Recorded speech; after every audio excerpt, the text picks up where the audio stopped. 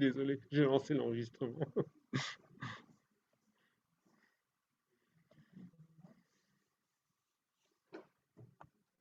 Bonsoir, vous m'entendez bien? Bonsoir et bienvenue à cette nouvelle soirée du Centre Porte Haute. On est particulièrement heureux de pouvoir nous retrouver en présentiel ce soir après 1 an et demi d'interruption de présence dans cette salle. Donc merci d'être au rendez-vous avec nous ce soir et puis bienvenue également à ceux qui nous rejoignent par Internet. Nous reprenons donc ce soir la Le présence son de... passe mal, il faudrait que tu approches le micro. Ah, ça va? Ah oui, ça va mieux, mais il fallait le dire.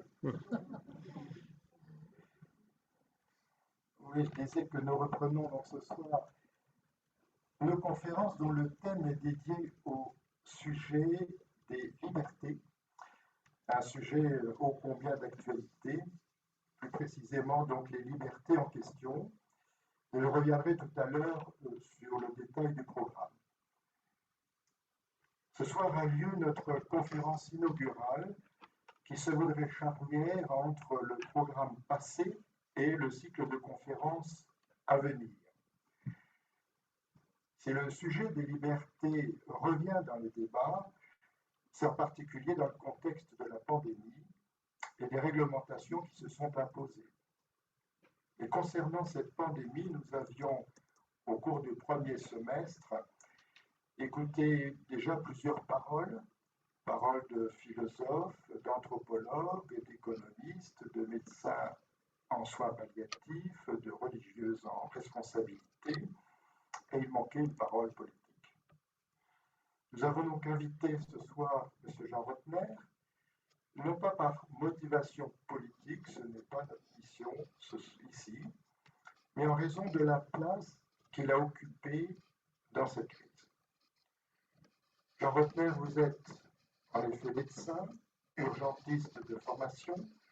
Vous avez dirigé le service des urgences à l'USMUR de Mulhouse pour un certain temps et vous présidez aujourd'hui encore le conseil de surveillance du groupe hospitalier. Vous avez donc à ce double titre une bonne vision à la fois de la situation sanitaire et des capacités de gestion hospitalière.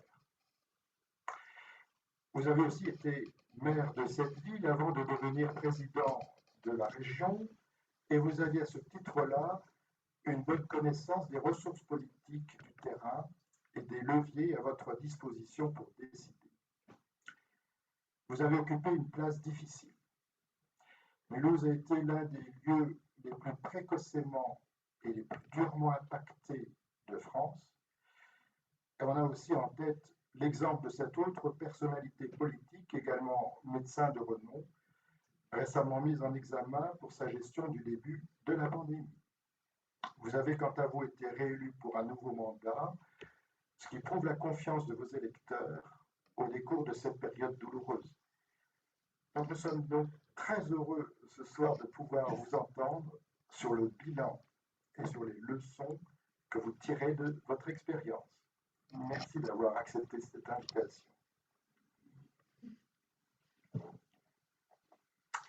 Merci beaucoup. Pour la caméra, c'est bon, il faut qu'on la déplace ou... Je vais essayer de... Vous la déplacez. Voilà. Très bien.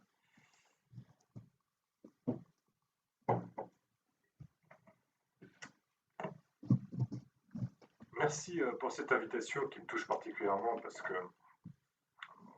vos conférences et vos cycles de conférences font la renommée de Mulhouse aussi. Et depuis mon enfance, c'est quelque chose auquel à la fois que je connais et à laquelle je suis extrêmement attaché comme maire de Mulhouse aussi dans mon passage politique. Je suis très étonné de vous voir ce soir. Je suis très étonné parce que le Covid, on entend parler tous les jours. Tous les jours d'une manière ou d'une autre. Il y a les bons, il y a les mauvais, il y a ceux qui ont suggéré, ceux qui n'ont pas suggéré, il y a ceux qui sont pour, ceux qui sont contre. Aujourd'hui, il y a le débat sur les libertés, j'y reviendrai dans quelques instants, mais Ça fait franchement depuis... Est-ce que vous savez la date d'ailleurs? 17 mars. 17 mars, 6 mars. Qui dit mieux? Qui dit mieux? Et si je vous pose cette question, c'est pas anodin, parce que dans un cycle sur les vérités, je pense qu'on ne peut avoir, c'est sur les libertés, on ne peut avoir vraiment de bonnes libertés de réflexion que si on rétablit un peu la vérité de notre agenda. Souvenez-vous, fin février 2020, nous regardions avec un peu d'ironie l'Italie, à la manière des Français. Les Italiens ne savent pas gérer, regardez, ils sont contaminés. C'est isolé, nous avions regardé avant les Chinois, avec là aussi un petit sourire au coin des lèvres. J'étais moi-même au Salon international de l'agriculture fin février. Pour ceux qui étaient déjà au Salon de l'agriculture, c'est quand même un phénomène. On est comme ça, et on bouge les uns à côté des autres, en se frottant, en se touchant, ignorant complètement la maladie, ce qui était déjà à nos portes. Et première nouvelle, le Salon de l'agriculture ferme le dimanche. Première petite inquiétude. En Alsace, chez nous, à Mulhouse, les choses étaient déjà en train de se jouer. Elles étaient déjà en train de se jouer, c'est vrai, dans la communauté évangélique à Mulhouse, avec ce rassemblement qui a lieu aux alentours du 24-27 février. Ben, vous faites 24 plus 27, 3 jours, plus 15, et vous arrivez vraiment à ce rouleau compresseur viral qui a débuté, pour tout dire, par une admission en réanimation au service de réanimation des urgences de Mulhouse le 2 mars. Et le 3 mars, c'est là qu'on fait le lien entre effectivement ce rassemblement évangélique et ce qui s'est passé par la suite. Et ce qui se passe par la suite, c'est le constat déjà du retour de ce rassemblement dans les régions ou les pays d'origine. La Corse, la Guyane, quelques départements en France, en Allemagne, pas trop en Allemagne. Et finalement, c'est à partir de Mulhouse qu'on essaime, et les cas sporadiques qui avaient été mesurés jusqu'à présent bien, ne se retrouvent plus, mais c'est vraiment Mulhouse qui flambe, et qui flambe très rapidement. Puis tout s'enchaîne extrêmement vite, puisque après les dates, je vais vous les rappeler très rapidement. Le 6 mars, la décision est prise de fermer pour 15 jours les écoles. Nous sommes le premier département de France dans lequel les choses se font comme ça. Avec un préfet qui me dit, mais vous savez, Monsieur le Président, si j'avais eu la possibilité de le faire plus tôt, j'aurais fait plus tôt. Déjà, on voit déjà quelques discordances sur lesquelles je reviendrai dans quelques instants. Le 12 mars, nous mettons en place la première cellule de coordination avec nos amis européens, c'est-à-dire suisses, allemands, luxembourgeois, belges, pour savoir quelle était la situation de leur côté et savoir s'il y avait, eux, des choses bougeaient également. Le 10 mars, donc, grosso modo, 5 jours après le début de l'épidémie à Mulhouse, bien, nous étions déjà au travail, mais sur une autre fonction qui dépend là aussi de mes responsabilités, c'est l'anticipation de ce qui pouvait se passer d'un point de vue économique. Et là aussi, j'y reviendrai. Reprenez ces dates, c'est très court, c'est très brutal. Et en quelques jours, il a fallu effectivement qu'on prenne les bons réflexes, qu'on prenne les bonnes décisions pour être dans le tempo de ce que nous ne connaissions pas. Et tous les jours, il fallait, à un moment donné, être agile, se réveiller, ne pas se répéter, essayer de contenir, de concevoir, de comprendre ce qui était en train de nous arriver. Est-ce que vous vous souvenez de la date du confinement? 16 mars. C'est annoncé le 16 mars. 16 mars. Donc là aussi, 2 mars, 16 mars. C'est extrêmement court. Et donc, dans tous ces moments-là, entre le 16 mars, eh bien, les transferts ont débuté. Les transferts, l'armée nous annonce effectivement un hôpital militaire à Mulhouse. Les premiers transferts se réalisent. Et l'hôpital de Mulhouse devient un hôpital de campagne, grandeur nature, puisqu'il se transforme en hôpital Covid. Je vous remets simplement ces dates en tête parce qu'elles me semblent importantes. Elles me semblent importantes et je pense qu'elles nous ont guidés et elles m'ont guidé tout au long de cette période où il a fallu, vraiment, je reprendrai ce terme très souvent, sentir l'ambiance et comprendre ce qui était en train de se passer. Le faire avec beaucoup d'humilité. Parce que la situation changeait d'heure en heure, de jour en jour. Beaucoup d'humilité parce que nous avions, et moi j'avais en face de moi, n'appartenant plus au personnel soignant à part entière, même si je reste médecin à vie, j'avais en face de moi des femmes et des hommes qui ne comprenaient pas ce qui était en train de se passer, qui avaient déjà la peur au ventre. Quand on était soignant, à ce moment-là, on avait la peur au ventre. On ne savait pas ce qu'il fallait faire le soir quand on rentrait. Quand on est infirmière, est-ce qu'on laisse ses vêtements dans son entrée? Est-ce qu'on prend une douche? Comment est-ce qu'on se désinfecte? Est-ce que je vais contaminer mes proches, mes enfants, mes parents? Aucune réponse. Aucune réponse aussi quand on est une jeune infirmière et que l'on débute sa vie professionnelle ou que de stagiaire, eh bien, on est mis dans le tuyau finalement des renforts hospitaliers et qu'on donne à manger à une personne à midi, on revient à 14h, elle est morte. Incompréhensible pour une jeune infirmière. Et extrêmement difficile pour les médecins d'expliquer aussi cette situation à leur personnel, de les prendre en charge au bon moment, avec les bons mots, avec le temps de le faire. Juste extrêmement difficile. Au même moment, vous en avez fait partie probablement, une forme de générosité extrêmement forte, générosité citoyenne, solidarité, renfort. C'est vrai que Mulhouse n'a pas été oublié. C'est vrai que Mulhouse a bénéficié de renforts de l'État, de renforts d'anciens soignants, de renforts citoyens. Les entreprises nous ont inondés à un moment donné de quoi tenir en termes d'alimentation, en termes de soutien, en termes d'aménagement de salles de repos.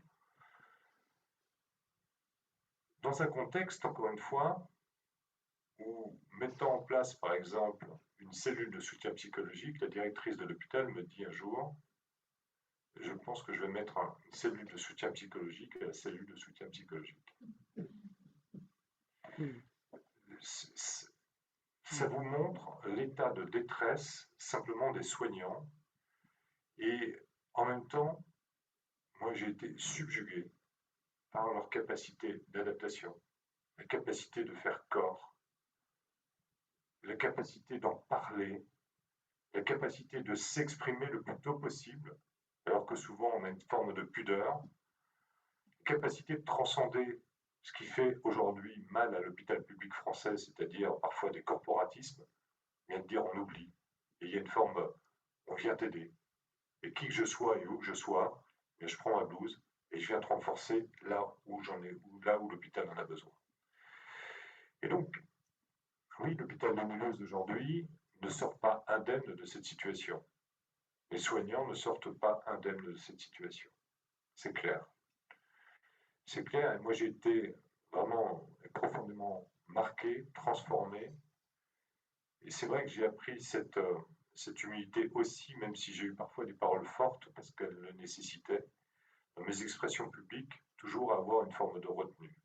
Parce que je devais cette retenue à celles et ceux qui étaient au front et qu'il fallait aider, non pas dans la polémique, mais dans parfois le rôle de lanceur d'alerte que j'ai pris avec d'autres. Je n'étais pas le seul sur Mulhouse. Et quand il a fallu élever la voix, il a fallu élever la voix parce que notre système dysfonctionnait. Donc, des moments humains extrêmement forts, extrêmement tendus, intenses, qui ont transformé, je pense, les femmes et les hommes qui les ont vécus profondément. et en même temps, la nécessité dans ces moments-là de prendre les bonnes décisions au bon moment. Et j'ai souvent hésité, là aussi, parce que vous m'avez présenté comme étant le politique, certes, mais quand on est politique et médecin, dans ces situations-là, on balance toujours une situation à un moment donné de politique ou d'une situation de médecin. Et quelle est la liberté que l'on s'octroie en tant que médecin ou en tant qu'homme politique? C'est pas forcément évident. C'est pas forcément évident, surtout dans un moment de confinement où l'action publique était quand même extrêmement restreinte, où certes j'avais la possibilité peut-être d'avoir plus de circulation que d'autres, mais où j'ai essayé moi aussi de respecter finalement ce que je prenais à la télé, ce que je prenais publiquement, et dans un confinement que je me suis imposé, là aussi, avec ma femme et ma fille cadette à la maison. Il y a un Désolé, problème. il y a une voiture BF Ah. 847 PG qui est mal stationnée, qu'il faudrait déplacer tout de suite. BF 847 PG.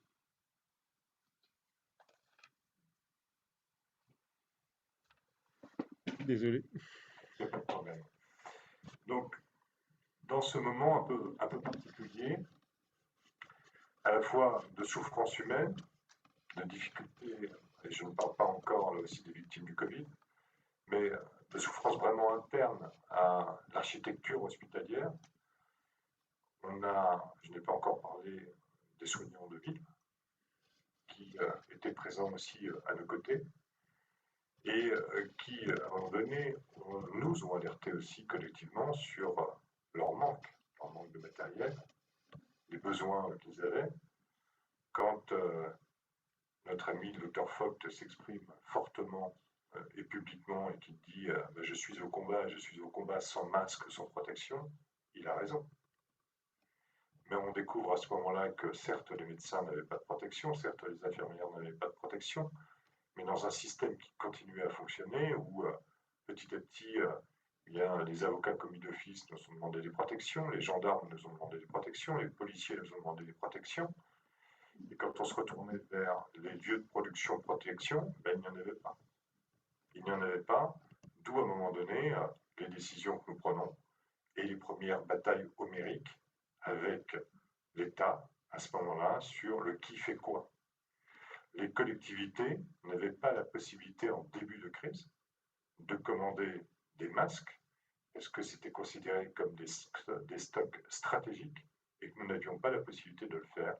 Et il a fallu un amendement du sénateur Retailleau pour que dans une nuit entre le vendredi et le samedi, bien, ce soit ouvert aux collectivités. Dès le samedi matin, nous prenions la décision effectivement de commander des masques, plus de 5 millions de masques, que nous avons mis quand même près de 3 semaines à obtenir, voire à atterrir sur le territoire français, dans des batailles là aussi absolument fantastiques sur le tarmac de l'hôpital, pas de l'hôpital, de l'aéroport de Mulhouse, où un de nos avions arrive et se fait entourer par l'armée et les masques sont réquisitionnés par la préfecture. Et donc là, on se dit stop, on va travailler autrement. Nous sommes tous responsables, l'État, absolument responsable là-dedans, les collectivités ont une responsabilité, les citoyens en ont une, mais avec les préfets, avec la préfète de région, je lui ai dit écoutez, madame la préfète, je veux bien que vous réquisitionnez, vous l'avez fait une fois, mais vous ne le ferez pas deux fois. Tout simplement, vous nous appelez, vous nous prévenez, je peux concevoir que des stocks soient réquisitionnés. Mais je ne veux pas être mis devant le fait accompli dimanche matin par un appel à 6h30 ou 7h, en disant que fait-on, l'armée est autour de notre avion.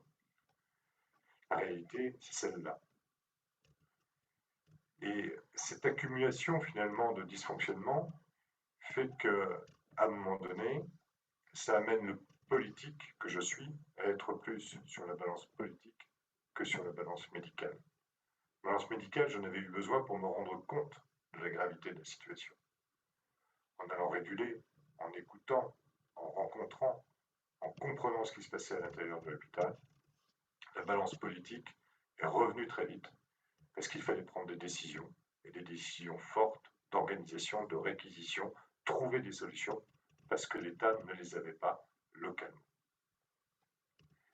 On a commandé des masques, mais avant de commander des masques, il a fallu effectivement répondre à la demande des libéraux, et la seule solution possible, c'était de faire un appel aux dons, puisqu'il y avait encore ce qu'on appelle le stock Bachelot, vous savez, le stock de masques H1N1 qui était dans les entreprises.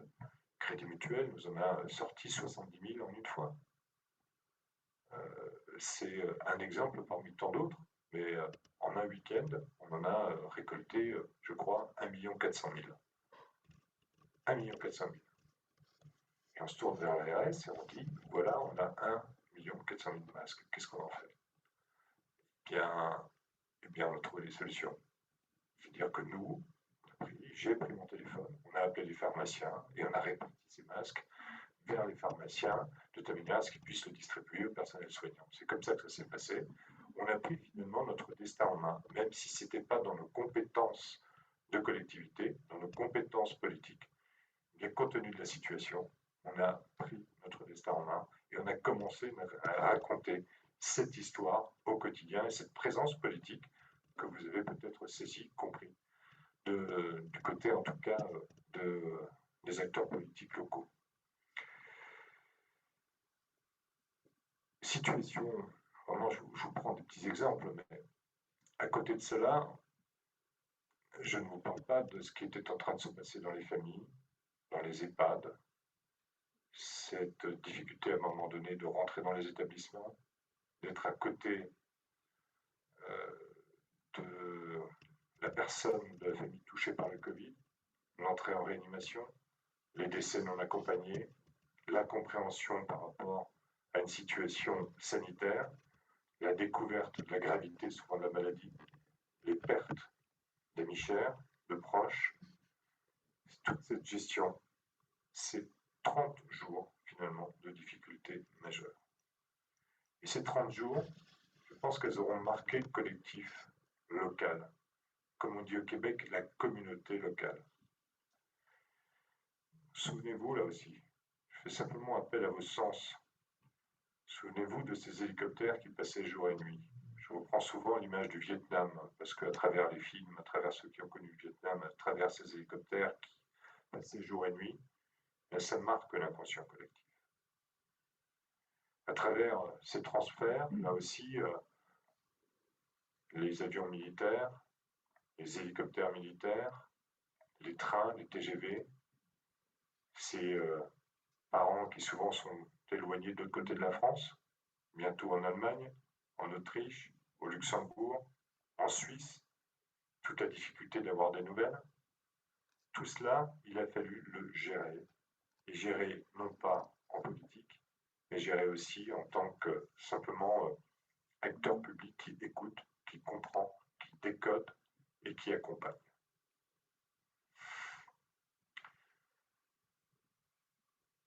Et nous n'avions pas de moyens. Le seul moyen à un moment donné, c'est la pression. C'est la pression politique, comme on dit, c'est la pression journalistique, c'est de l'expliquer. Et c'est vrai qu'en ce qui me concerne, le 15 mars, c'est là où je pousse le premier cri d'alarme dans le Figaro. On m'interroge sur les élections municipales. En disant, est-ce que vous êtes pour, est-ce que vous êtes contre, est-ce qu'il faut un deuxième tour? Je dis, mais le sujet, il n'est même pas là. Excusez-moi, mais c'est superficiel comme question. Ce que nous vivons ici, c'est juste quelque chose d'inimaginable et la France ne s'en rend pas compte. Nous sommes à 2h30 de TGV de Paris et Paris ne comprend pas que ce qui se passe à Mulhouse, mais ça va se produire dans la région parisienne dans 15 jours, 3 semaines. Sur un certain nombre de plateaux parisiens, à ce moment-là, je me fais même en retenir, raconte n'importe quoi, la situation n'est pas grave, tout est sous maîtrise. Évidemment, tout n'était pas sous maîtrise.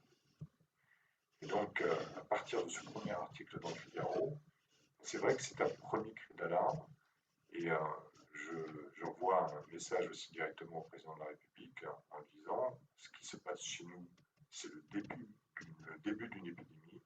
Si tu n'en prends pas vraiment conscience, attention, il y a danger et il faut mieux circonscrire les choses chez nous et mettre vraiment tout ce que tu peux chez nous pour essayer d'éviter que ça se propage. Et c'est finalement le choix qu'il fait là aussi, avec l'hôpital militaire, avec les renforts, avec les transferts. Ça atteindrait quand même Paris, mais ça atteindrait Paris avec un délai de quelques jours. Ça atteindra Strasbourg avec un délai de quelques jours.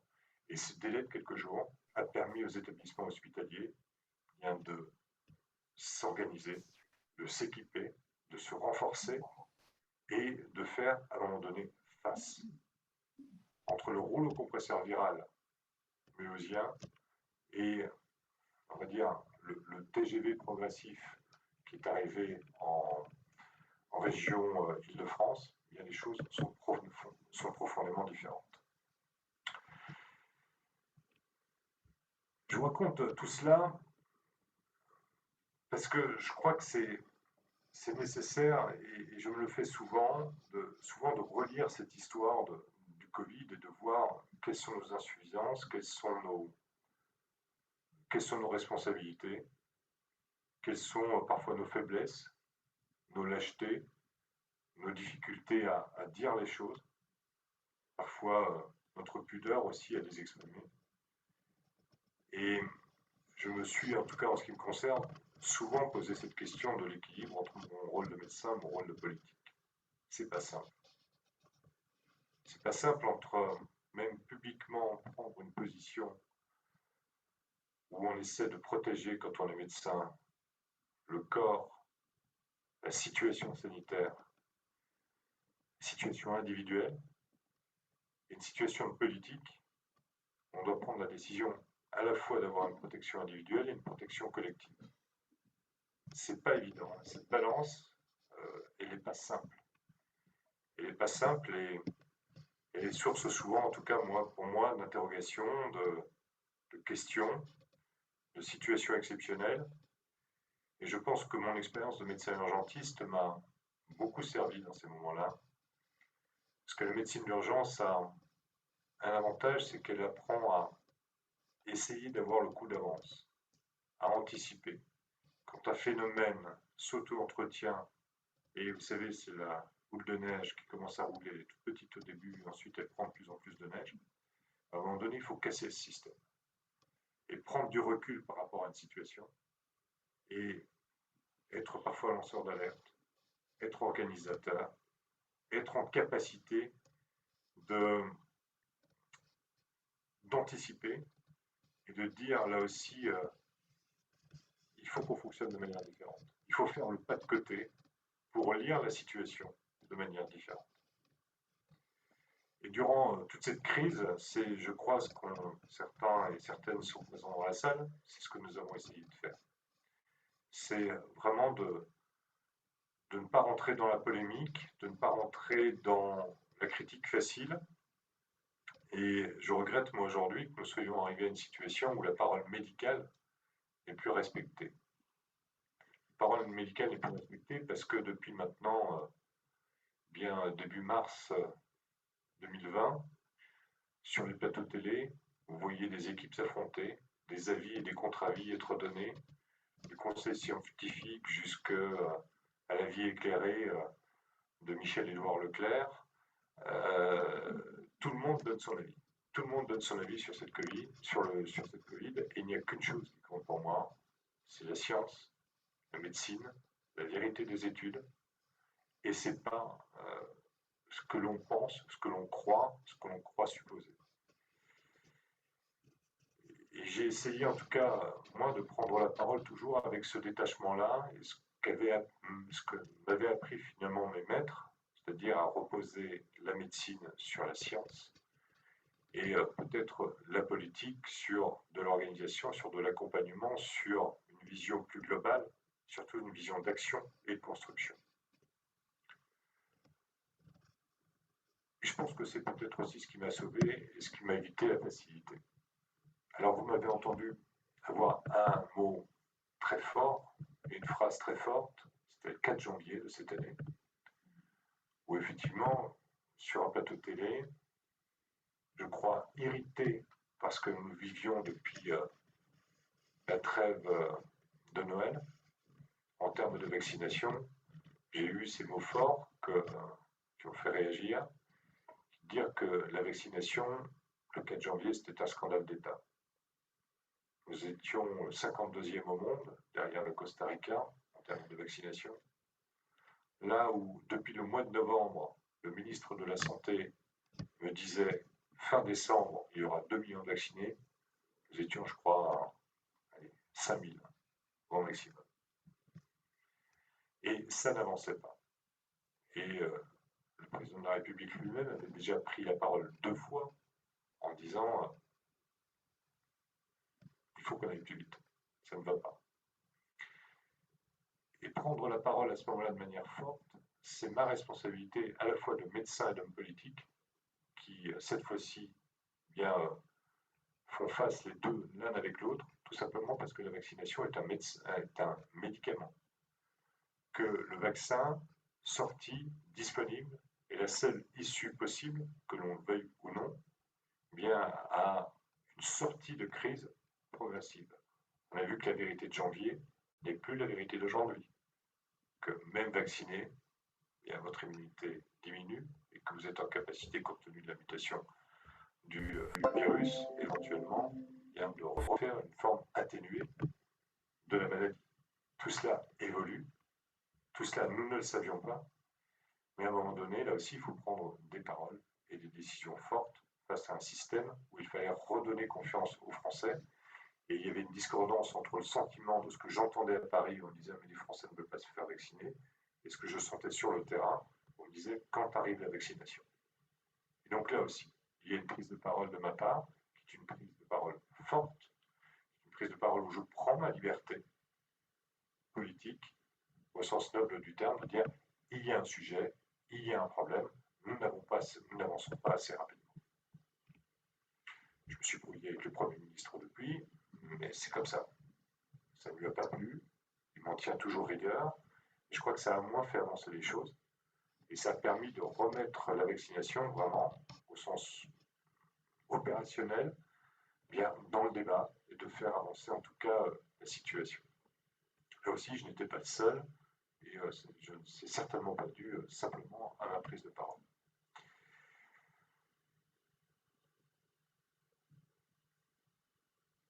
Je vous ai rapidement parlé des masques, je vous ai rapidement parlé de la vaccination. Il y a des choix qui ont été opérés, nous en parlions tous les deux tout à l'heure, c'est de confier la gestion de cette crise à l'administration de la santé.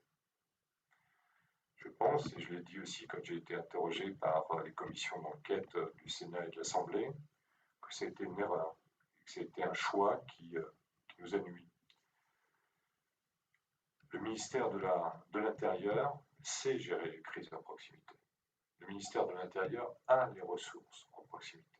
Il aurait été beaucoup plus utile et efficace de permettre, grosso modo, aux pompiers, à l'armée, ce qu'on appelle le plan hors sec, entre guillemets, bien de se mettre en place, gouverné, géré par le ministère de l'Intérieur, avec l'appui du ministère de la Santé.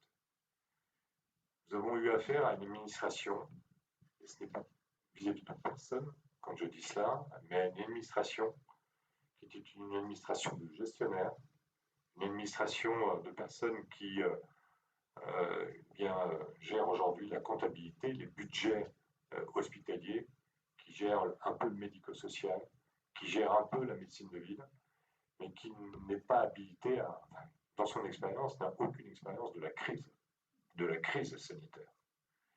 Et quand vous avez des médecins, chefs de service de SAMU qui me disent mais tu sais, pour faire décoller un hélicoptère, ça me nécessite 3 à 4 coups de fil, le temps d'avoir le Stampfel du médecin coordinateur de l'ARS qui dit oui, vous pouvez le faire décoller, on arrive juste à des inepties et à un blocage du système qui, en temps de crise, ne doit certainement pas être administratif, il doit être au contraire agile et reposer sur l'expérience et la connaissance des professionnels. Ça a été souvent source d'incompréhension, de souffrance, de difficultés, de souffrance dans ces temps extrêmement compliqués où à la difficulté personnelle, à la difficulté professionnelle, on rajoutait effectivement une forme de souffrance administrative qui était complètement incomprise. Ça, c'est très compliqué. c'est très compliqué à expliquer, c'est très compliqué à- dans les situations là aussi à, à décoder, mais dans les deux sens. C'est-à-dire quand vous adressez à l'Agence régionale de santé, vous leur dites, vous n'êtes pas dans le vrai, vous êtes à côté. Les gens sur le terrain attendent autre chose. Sauf que les ordres venaient de Paris, et que vous voyez aussi tout ce que ça a donné. On a changé d'ARS en milieu de crise parce que visiblement il y avait quelques problèmes. On a eu un temps d'adaptation. Et lors du premier épisode, c'est vrai qu'au début ça a été compliqué.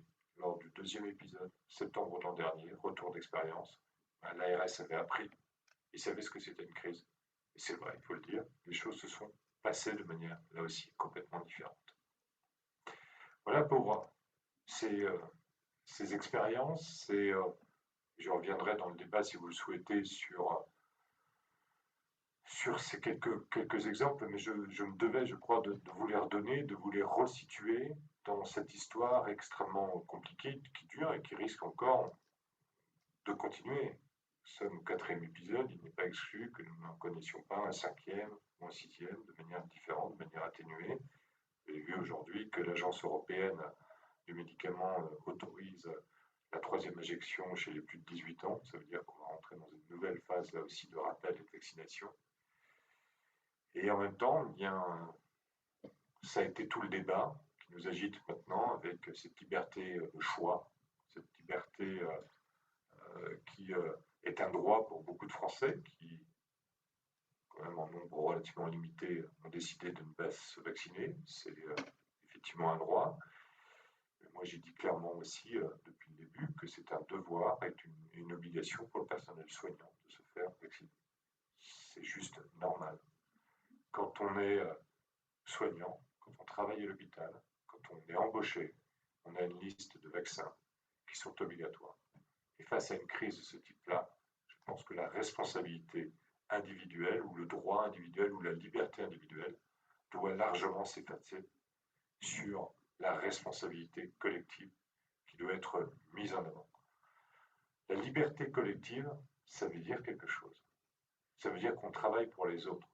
Ça veut dire que collectivement, bien, on se donne cette capacité effectivement d'être libre et de vivre différemment. Si on se retrouve ensemble ce soir, c'est parce que les uns et les autres, nous avons compris, nous avons fait l'effort, nous avons fait le choix à un moment donné de nous protéger, d'être vaccinés ou alors de faire un test avant d'entrer dans cette salle.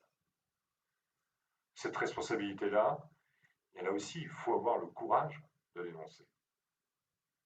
La force des réseaux sociaux, la considération aujourd'hui de l'homme politique ou du journaliste qui font partie des élites qui ne comprennent rien au peuple, j'en suis victime tous les jours. Il suffit que je dise effectivement que je suis pour le pass sanitaire, il suffit que je dise que je suis pour la vaccination obligatoire du personnel soignant, et c'est un déchaînement aujourd'hui de haine, un déchaînement de théories les plus fortes qui s'expriment à mon encontre. Peu importe. Ma liberté, là aussi, d'homme politique, de médecin, d'homme, ma liberté de conscience fait que je ne dérogerai pas à ce que je crois bon, indispensable et nécessaire pour préserver, à un moment donné, notre société et notre communauté. Je pense qu'il ne faut pas avoir peur de le dire aussi.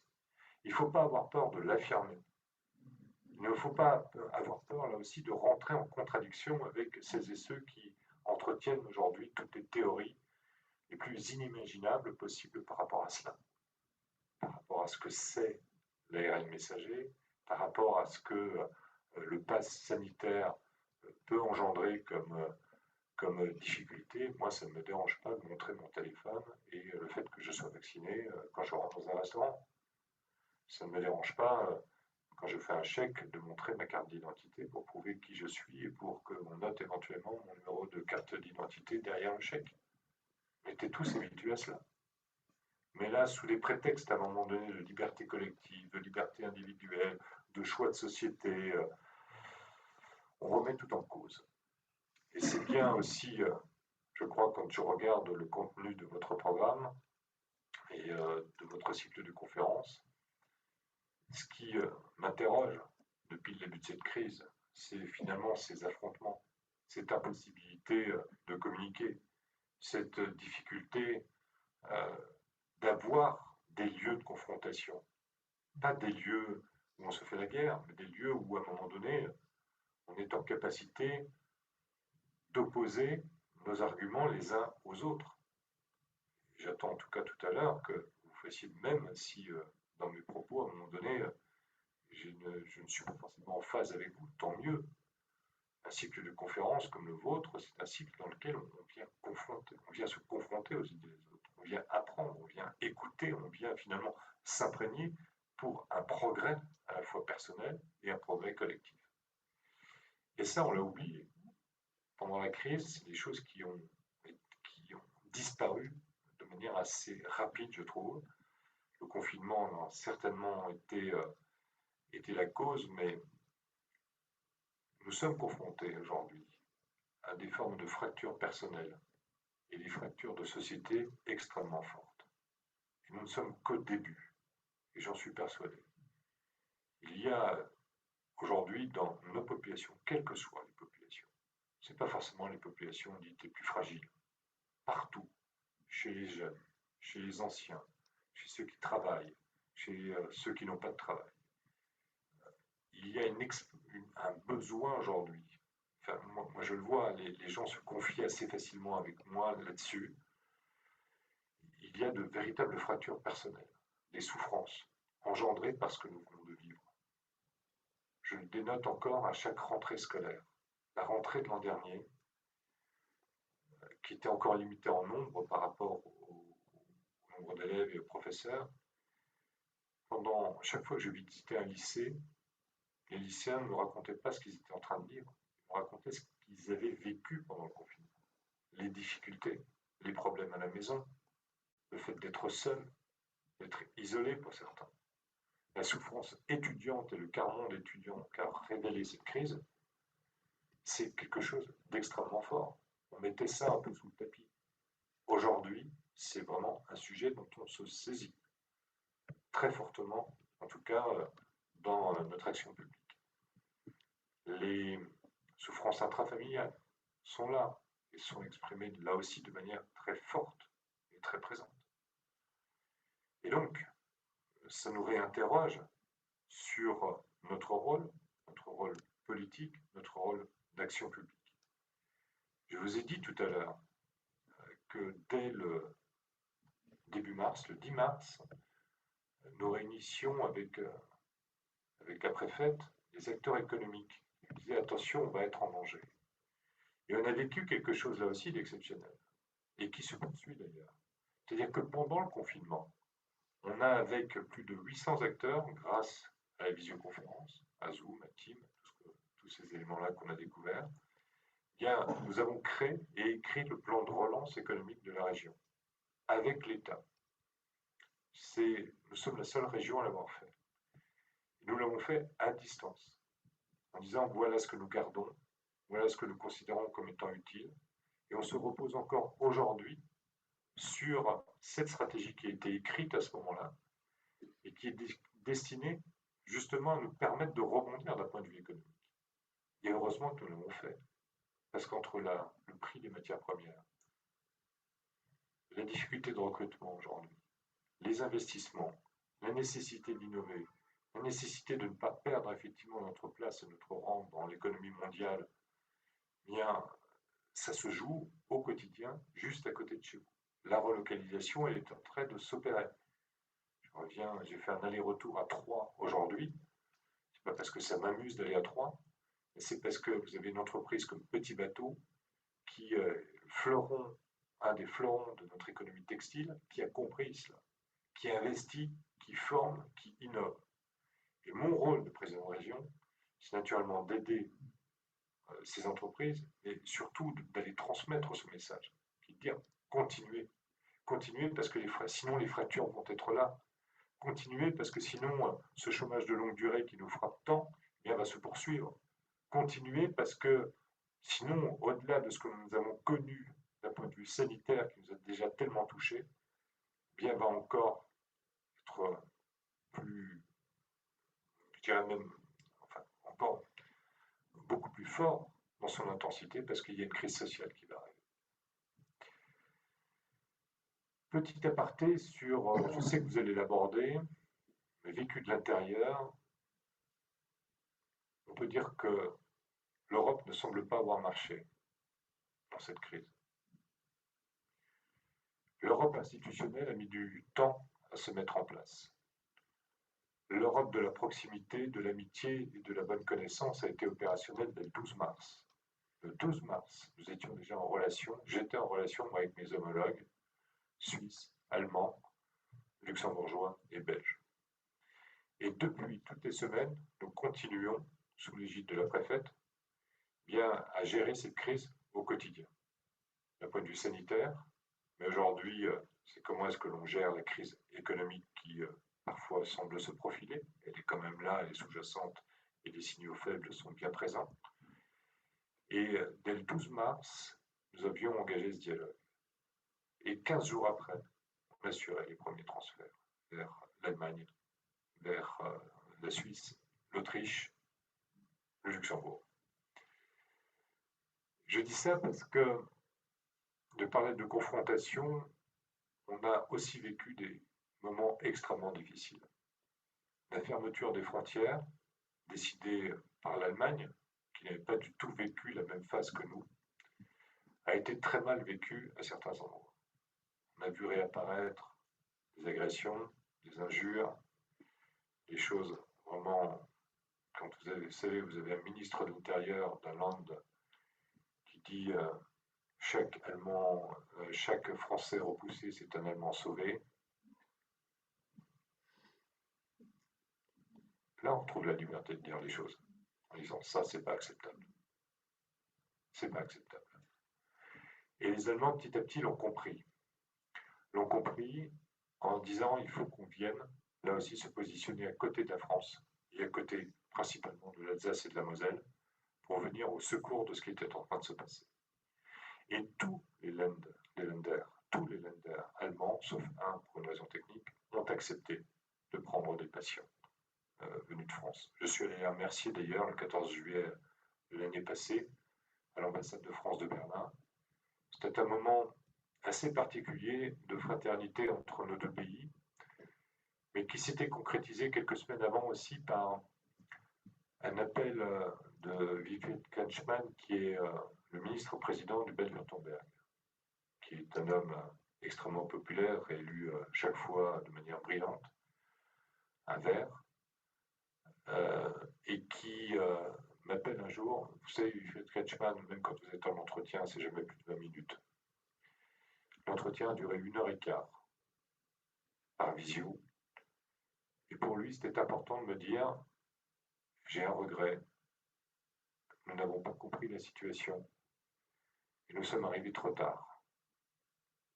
Et j'aimerais trouver une solution pour ne plus arriver trop tard. Il m'a proposé un pacte d'assistance mutuelle qui est signé depuis entre le Grand Est, Bade-Wurtemberg, la Rhénanie-Palatinat et la Sarre. C'est une entente politique, justement, qui a été nourrie par cette connaissance interpersonnelle que nous avons les uns avec les autres, cette amitié que nous avons les uns avec les autres, et qui a permis cela.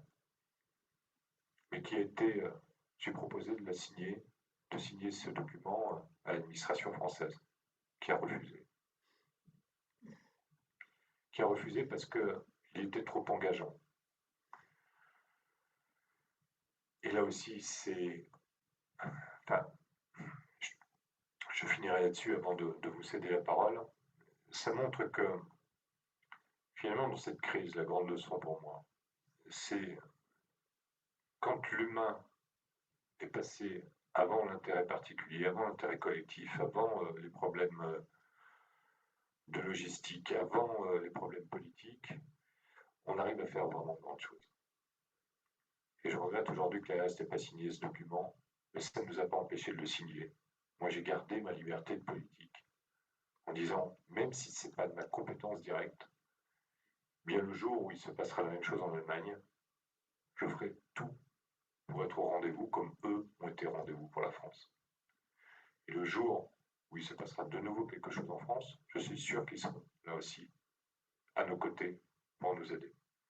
Parce que la force du politique, c'est la force de l'action, c'est la force de l'agilité, c'est cette capacité justement de ne pas faire de la politique politicienne, mais en tout cas quand on est élus locaux, d'être vraiment au service des autres. Moi je n'oublie jamais qu'avoir un mandat, si finalement vous dans la salle, qui m'apportez d'une manière ou d'une autre votre confiance sur un projet, même si vous ne partagez pas mes idées, la démocratie c'est cela. Il y a à un moment donné quelqu'un qui est élu, qui applique un projet de mandat, qui est remis en question de manière régulière.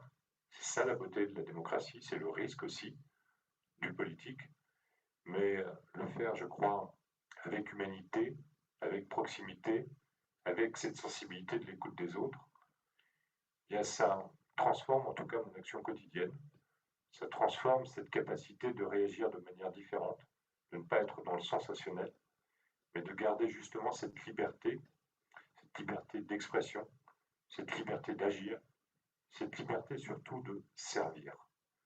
Moi, dans mon poste, comme médecin, comme politique, s'il y a vraiment quelque chose de commun entre les deux, c'est de servir. Voilà.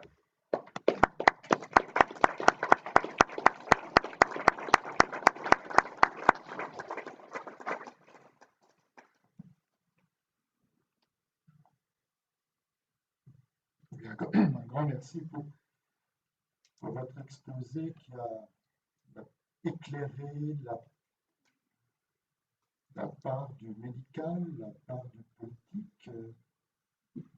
politique, la part de l'administratif, la part de chacun et la complexité du monde, la nécessité de pouvoir, pour chacun, s'exprimer librement et en même temps de pouvoir débattre humblement en vue de construire un commun, à la fois au niveau interindividuel, au niveau collectif et transfrontalier. De très beaux objectifs. Voilà, je pense qu'il y aura beaucoup de questions maintenant dans la salle. Le micro est à vous.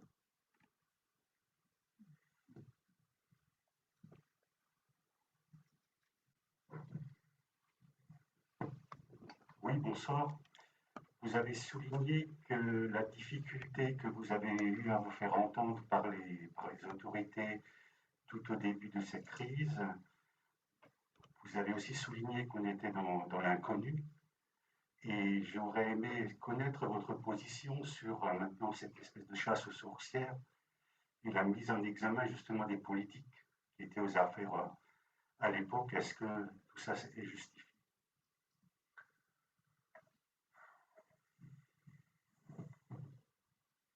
Merci pour la question, Michel, c'est sympa.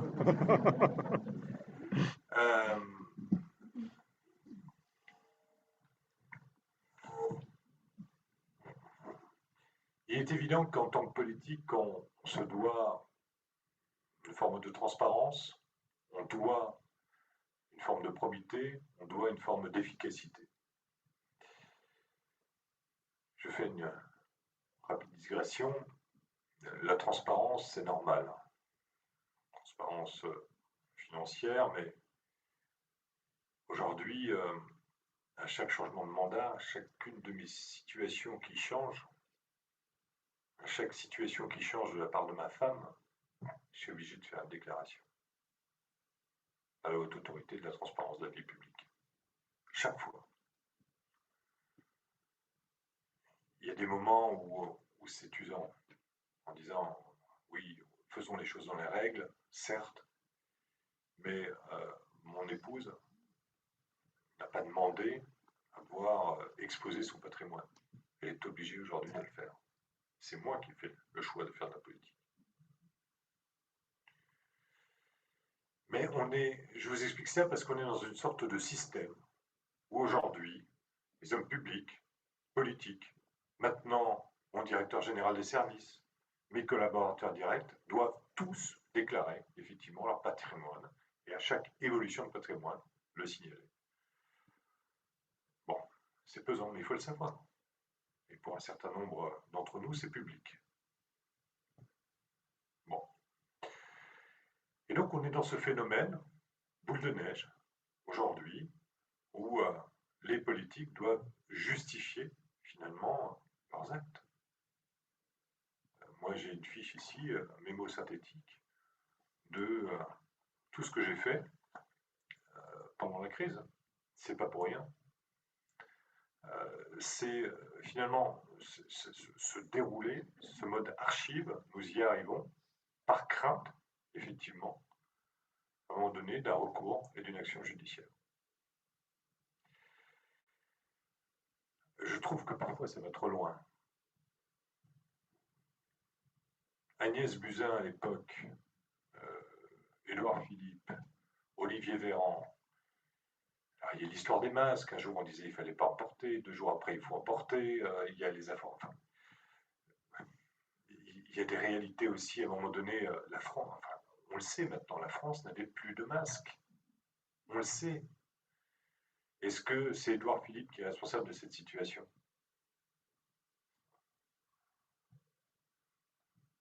Oui, oui, puisqu'il était au pouvoir, oui, puisque il aurait pu décider 6 mois avant de refaire le stock de masques, mais qui s'imaginait aujourd'hui que ce petit virus-là allait mettre le monde entier? C'est le monde entier, c'est une crise planétaire, complètement à plat.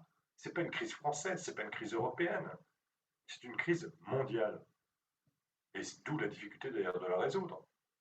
Parce que tant qu'on n'arrivera pas à résoudre la vaccination en Europe, ça continuera au Brésil. Quand le Brésil flambe, bien ça continuera de l'autre côté. Regardez Israël qui était pratiquement sorti d'auberge, et bien derrière il faut repasser une vaccination. Donc,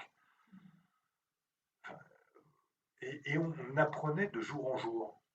Donc oui, je dois dire, si vous voulez, je réagis, je trouve que c'est excessif parce qu'on est encore en plein dans la crise et que si à un moment donné il y a des responsabilités à chercher, on peut les chercher, c'est normal. Mais le faire de manière aussi précoce, alors qu'on n'a pas encore le retour et que en fait on sort même de, on est dans une forme de méconnaissance médicale de ce phénomène, de ce virus. Et on est déjà aujourd'hui sur des commissions d'enquête ministérielles, sur la Haute Cour de justice. Oui, je trouve ça excessif.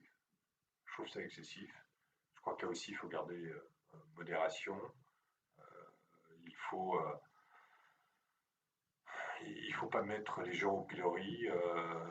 J'étais moi témoin là aussi de la réflexion à un moment donné, et on l'a vu, la transformation d'Édouard Philippe. Souvenez-vous, quand à un moment donné, pendant 2 heures, 2 heures et demie, il est sur le tableau blanc des conférences de presse, c'est qu'il a bien compris qu'il fallait faire de la pédagogie, il fallait expliquer, et que ce n'était pas forcément au conseil scientifique ou à un tel ou à un tel de le faire, mais que c'était à lui d'aller expliquer aux Français ce qui était en train de se passer.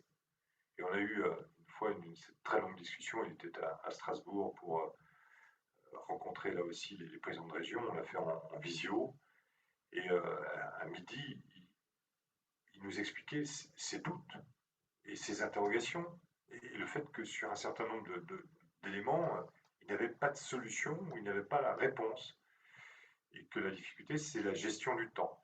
Et dans une crise, c'est vrai que cette gestion du temps, elle est extrêmement compliquée. Et on n'en est pas encore sorti.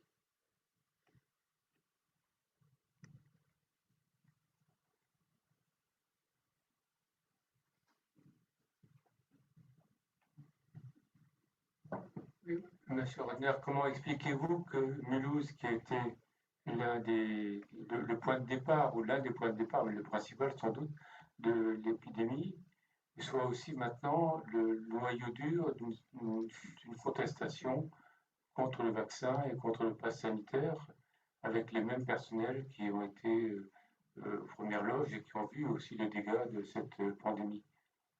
Je ne comprends pas. Franchement, je dis, je ne comprends pas. Il défile en bas de chez moi le samedi, donc j'essaie de comprendre, de voir, de rencontrer, de discuter. Je ne comprends pas. Alors, dans le personnel soignant à l'hôpital, 94% des personnels sont vaccinés. Il faut quand même rétablir aussi la vérité. On n'a pas plus ni moins de personnel qui ne veut pas se faire soigner, se vacciner que dans d'autres établissements de la région. Donc il n'y a pas de différence par rapport à cela. Par contre, il y a ce phénomène, effectivement, on avait jusqu'à 5000, 5500 personnes qui défilaient dans la rue de Mulhouse. Bon, je ne pense pas que ce soit tous des Mulhousiens, mais en tout cas de l'agglomération, du secteur du sud de l'Alsace. Franchement, quand on voyait la sociologie, à la fois des jeunes, à la fois des personnes plus âgées, on voyait aussi des différences et des affirmations politiques. Donc c'était assez hétéroclite comme cortège. Et on est beaucoup à se poser la question de savoir pourquoi Mulhouse est un écosystème de cette revendication. Est-ce qu'elle est plus organisée qu'autre part? Mais souvenez-vous aussi, deuxième épisode, Mulhouse est largement moins touché que le reste de la France, que le reste de l'Alsace. Et je pense que le souvenir des hélicoptères a beaucoup marqué à ce moment-là. Et Mulhouse a été beaucoup plus respectueuse des consignes. Et on le voyait en termes de port du masque, en termes de distanciation sociale, en termes de couvre-feu, que d'autres secteurs de la région. Et il y a eu là, effectivement, ce mécanisme de vaccination. On a une vaccination aussi traditionnellement beaucoup plus basse dans le Haut-Rhin par rapport à la vaccination normale. Et donc là, on n'arrive pas à franchir ce plafond de verre de la vaccination. Mais je n'ai pas de raison objective à énoncer ce soir en disant, voilà, chez nous, il y a un peu plus de contestation, un peu moins de vaccination, à part ces éléments que nous connaissons qui sont là traditionnellement. Peut-être aussi, Mulhouse est une ville qui est plus ouvrière, plus multiculturelle. Il y a probablement un facteur aussi d'information et de pédagogie. Mais on a tout utilisé.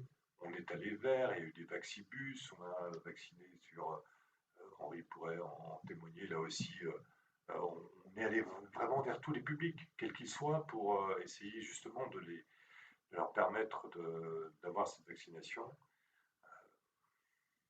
On continue. Justement, au moment de ce refus de vaccination. Il faut prendre le micro. Oui, parce que tu as les... D'accord. Merci. Justement, à propos de ce refus de vaccination. Allô? Oui, non.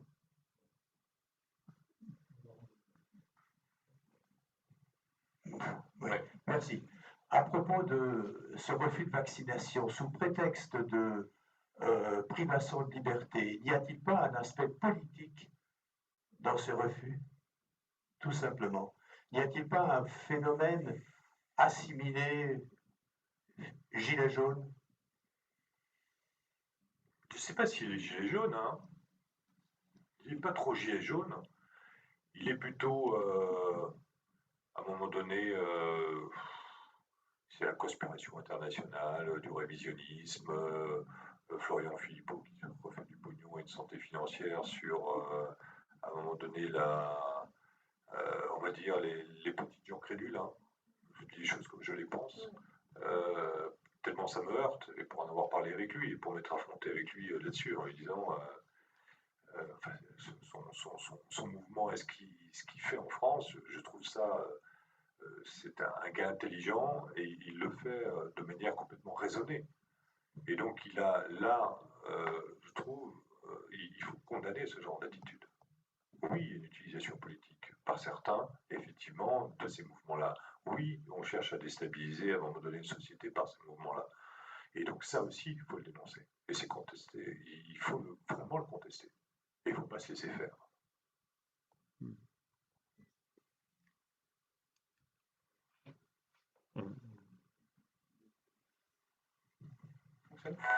Oui, bonsoir. Tout d'abord, vous remercier pour ce discours. Il est vécu de l'intérieur et il est vécu fortement, intensément, et c'est très touchant, je le trouve. à la fois rassurant et ça interpelle également sur la capacité au niveau national de gérer une crise qui est certes exceptionnelle. Et ce que vous avez dit, on l'a ressenti également ici en région, c'est que je pense, à votre niveau en particulier, vous avez eu du courage, vous avez avancé, vous avez peut-être fait preuve de pragmatisme, de bon sens, et vous avez foncé, vous avez appliqué vos convictions, et ça a fonctionné. J'ai l'impression en tout cas que ça a été efficace. Est-ce que ça ne pose pas la question, sur un plan plus général, d'une confiance plus forte dans les régions pour gérer une crise comme celle-ci, voire d'autres crises sociétales, crises sociales également, et peut-être laisser un peu plus laisser un peu plus d'autonomie aux régions pour traiter des problèmes qui sont très concrets, qui sont très, très locaux également. Je ne vais pas faire de politique ici, mais Non. Merci pour votre première partie d'intervention. En tout cas, soyez sûr que cette crise, oui, je pense qu'elle m'a profondément transformé, en tout cas, intérieurement et même dans ma relation aux autres. Quand vous avez un confrère qui 40 minutes pleure au téléphone, vous sortez pas là vous sortez pas d'une crise comme ça indemne. Ça s'est répété. Et j'avais cette chance peut-être juste d'être en dehors et d'être simplement l'oreille et le déversoir à un moment donné. Donc c'est des choses qui, franchement, je crois, vous secouent. Et j'avais beau être vacciné à l'urgence, ce que j'ai vécu et ce qu'ils ont vécu pendant cette période-là, c'est quelque chose juste je pense, d'inimaginable quand on n'y est pas. Et encore, moi, j'étais en dehors. Sur votre question, c'est pas que les régions, c'est aujourd'hui les collectivités locales. Elles ont démontré, elles ont su prendre leurs responsabilités. Et je n'oppose pas, moi, l'État et les collectivités. Je pense que c'est un discours complètement éculé qui ne sert plus à rien. Mais aujourd'hui, on assiste à et l'ARS en est la parfaite démonstration. Ça vient de Paris, ça descend à la direction de l'ARS qui applique, qui n'a aucune capacité d'autogestion et de décision et d'autonomie en local. C'est Paris décide, nous appliquons et c'est comme ça. Et ça, c'est regrettable. Ça, c'est regrettable. Contrairement, d'ailleurs, à d'autres administrations qui ont bien compris que on devait faire ce qu'on appelle du shortcut, donc du circuit court, et que les normes, les contraintes, on les oubliait pendant quelques temps, et qu'il fallait aller plus vite et différemment. Et on a pu avancer là-dedans de manière assez fantastique. J'ai eu le témoignage d'un chef d'entreprise dans mon dialogue dont je parlais tout à l'heure, qui m'a dit, avec ton truc là, tu m'as fait aimer l'inspection du travail. Tout simplement parce que ces gens-là ne s'étaient jamais parlé avant, n'avaient jamais compris les contraintes des uns et des autres, et à travers la crise, ce sont des personnes qui se sont mis à échanger, et à se respecter, et à comprendre que l'autre avait des compétences, et qu'on pouvait travailler autrement. Et donc, oui, il faut que ce pays aille vraiment vers une décentralisation intelligente. La décentralisation intéressante et intelligente, c'est quand l'État s'appuie sur les collectivités locales, qui n'y perd rien, au contraire, il gagne de l'agilité, de la souplesse, il peut se concentrer sur des grandes questions essentielles, sur des cadres généraux qu'il peut fixer aux collectivités, mais les collectivités doivent arrêter d'être dans cette demande permanente de dire « je veux cette compétence avec l'argent qui va et ensuite je vous ignore ». Non, nous devons apporter des solutions. Et ce que nous avons découvert pendant la crise, c'est que nous étions en capacité d'apporter des solutions à l'État. Et parfois, l'État a eu un peu de mal encore à l'admettre, et l'admet toujours un peu de mal aujourd'hui. Voilà. Mais on a fait cette démonstration. Quand en Moselle, les frontières se ferment du jour au lendemain, et que pour tout frontalier qui va bosser de l'autre côté de la frontière, tous les 2 jours, il doit se faire gratter le bout du nez, enfin le fond du nez plutôt. C'est pas agréable. Mais c'est pas l'État qui s'est débrouillé pour faire c'est le conseil départemental, c'est la mairie, c'est les pompiers, c'est les médecins locaux, c'est eux qui ont monté des centres de dépistage, et ça s'est fait comme ça. Et sinon, eh bien, les gars, ils n'avaient plus de boulot, parce que les Allemands sont sans pitié, là. Eh bien, on a trouvé des solutions. Et oui, ben, oui, nous, militants, nous sommes un certain nombre habilités pour qu'il y ait plus de confiance et de bienveillance entre les uns et les autres. Et qu'aujourd'hui, vous savez, l'État français, la France, c'est pas l'État et son administration, les collectivités et leurs administrations, c'est le même bloc, mais avec des expressions différentes et des capacités différentes de faire. Et ça fait un tout. Il faut simplement que les uns et les autres considèrent qu'ils appartiennent à ce tout et qu'ils ne regardent pas les autres.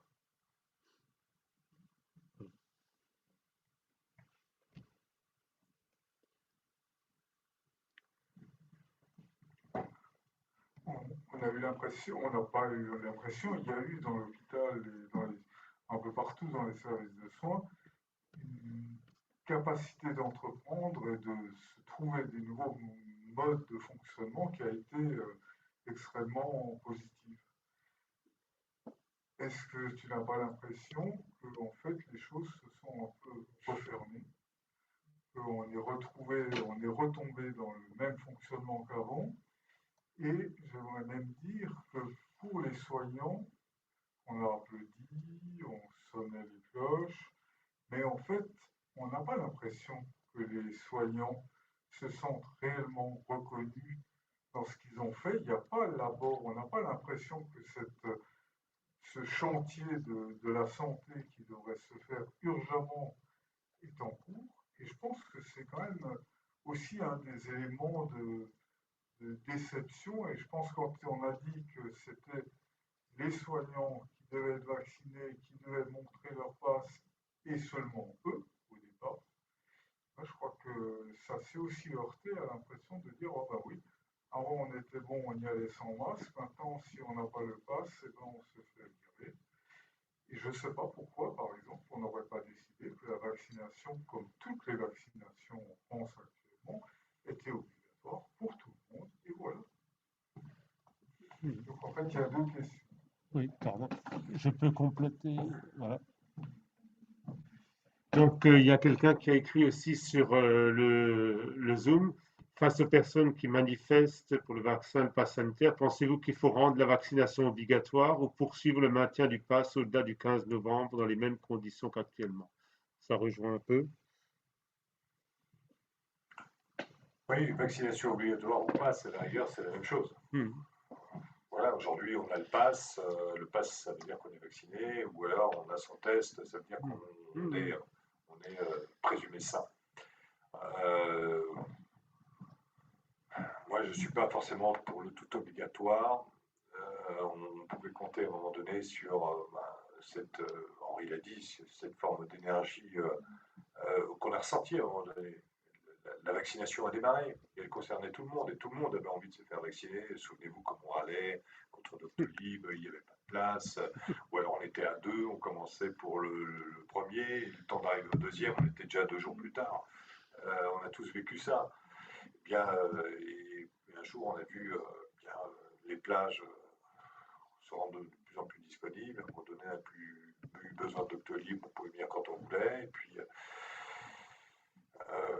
voilà, donc aujourd'hui, on a cette responsabilité collective. Si les Français jouaient un peu plus collectif, ce serait pas mal quand même. Ce serait pas mal. Ce serait vraiment bien. Si on était un peu moins gaulois, ce serait pas mal. Après, Henri, tu as parfaitement raison. Chasse l'île naturelle, il revient en galop. Situation de difficulté, on se serre tous les coudes, la crise est passée, et bien on revient au fonctionnement d'avant. Et tout l'enjeu pour le monde hospitalier, mais pour le monde médical, de manière générale, médical, paramédical, c'est comment est-ce qu'aujourd'hui on arrive à transformer notre système de soins et notre responsabilité collective par rapport à cela aussi. On a vu les défaillances, on a vu les faiblesses, on sait aujourd'hui qu'on manque de toubib, qu'on sait aujourd'hui qu'on n'a pas assez d'infirmières, qu'on n'a pas assez d'aides-soignantes, que dans les EHPAD, il n'y a pas assez d'auxiliaires de vie. Ça veut dire que c'est un choix de société, c'est un nouveau contrat social qu'il faut définir à un moment donné. Est-ce qu'on accepte que la santé est un coût et qu'on le partage, et on arrête d'être dans des systèmes déficitaires hospitalier parce que c'est compensé par le collectif et par l'État? Et est-ce qu'on a une responsabilité individuelle? Un certain nombre d'entre vous, alors ça ne fait pas forcément plaisir à tout le monde quand je dis ça, mais une boîte de Doliprane qui coûte 1,95 €, est-ce que certains d'entre nous ne peuvent pas se la payer? Et est-ce qu'on est obligé forcément d'avoir le tout gratuit à la pharmacie? Je peux concevoir que quand on a une maladie chronique, la communauté prenne en charge. Quand on a une grippe et qu'on a besoin, ou une petite douleur, qu'on a besoin d'un Doliprane, on peut se payer une boîte de Doliprane à 1,95 € sans qu'elle soit remboursée prise en charge par les uns et par les autres. Ben, une petite boîte de Doliprane, plus une petite boîte de Doliprane, plus une petite boîte de Doliprane, à un moment donné, ben, ça fait un poste d'infirmière, ça fait un poste d'auxiliaire de vie, auxiliaire de vie, c'est un vrai sujet. La dépendance, c'est un vrai sujet, on n'a pas encore abordé dans notre pays. Mais, et on l'a vu, là aussi, dans cette crise, ce qui s'est passé dans les EHPAD, ça a été mis sous boisseau pendant bon nombre de temps, avant que l'on comprenne que bien, les décès et ce qui se passait et la stratégie dans les EHPAD n'avaient pas du tout été réfléchis. Et on les avait laissés finalement se débrouiller tout seuls. Il a fallu reprendre tout cela. Et le sujet aujourd'hui de l'accompagnement de nos aînés, c'est un vrai sujet. Mais devenez auxiliaire de vie. Quand vous êtes femme avec un foyer monoparental, 2 enfants, il vous faut une voiture, il vous faut le permis. Vous allez bosser à des heures pas possibles, le week-end y compris. Votre salaire n'est pas miraculeux. Entre ça et éventuellement ne rien faire pour avoir une autre activité, bien, auxiliaire de vie, c'est pas le métier le plus engageant. Et pourtant, Dieu sait qu'on en a besoin. Et donc, il faut le valoriser, il faut l'accompagner. Moi, je milite aujourd'hui que d'auxiliaire de vie, on puisse devenir aide-soignante. D'aide-soignante, on puisse devenir infirmière. Et qu'infirmière, excusez-moi, on puisse même parfois faire des actes médicaux. Et là, je m'adresse aux médecins dans la salle. Laissons aux infirmières la possibilité de faire des actes médicaux. On les a appris en tant que médecin. Une infirmière peut aussi faire un certain nombre d'actes médicaux et se voir déléguer des tâches médicales. Et je ne parle pas forcément de diagnostic, de tâches médicales. Et il faut réinventer le système à la fois de solidarité, un contrat social et le système médical dans ce pays. Et ce n'est pas uniquement parler d'hôpital, c'est aussi la médecine de ville, c'est aussi le rôle des infirmières en ville, c'est le rôle de l'ensemble des paramédicaux. Je crois qu'il y a un vrai grand chantier. Et le Ségur de la santé n'arrivera pas au bout de ce chantier-là.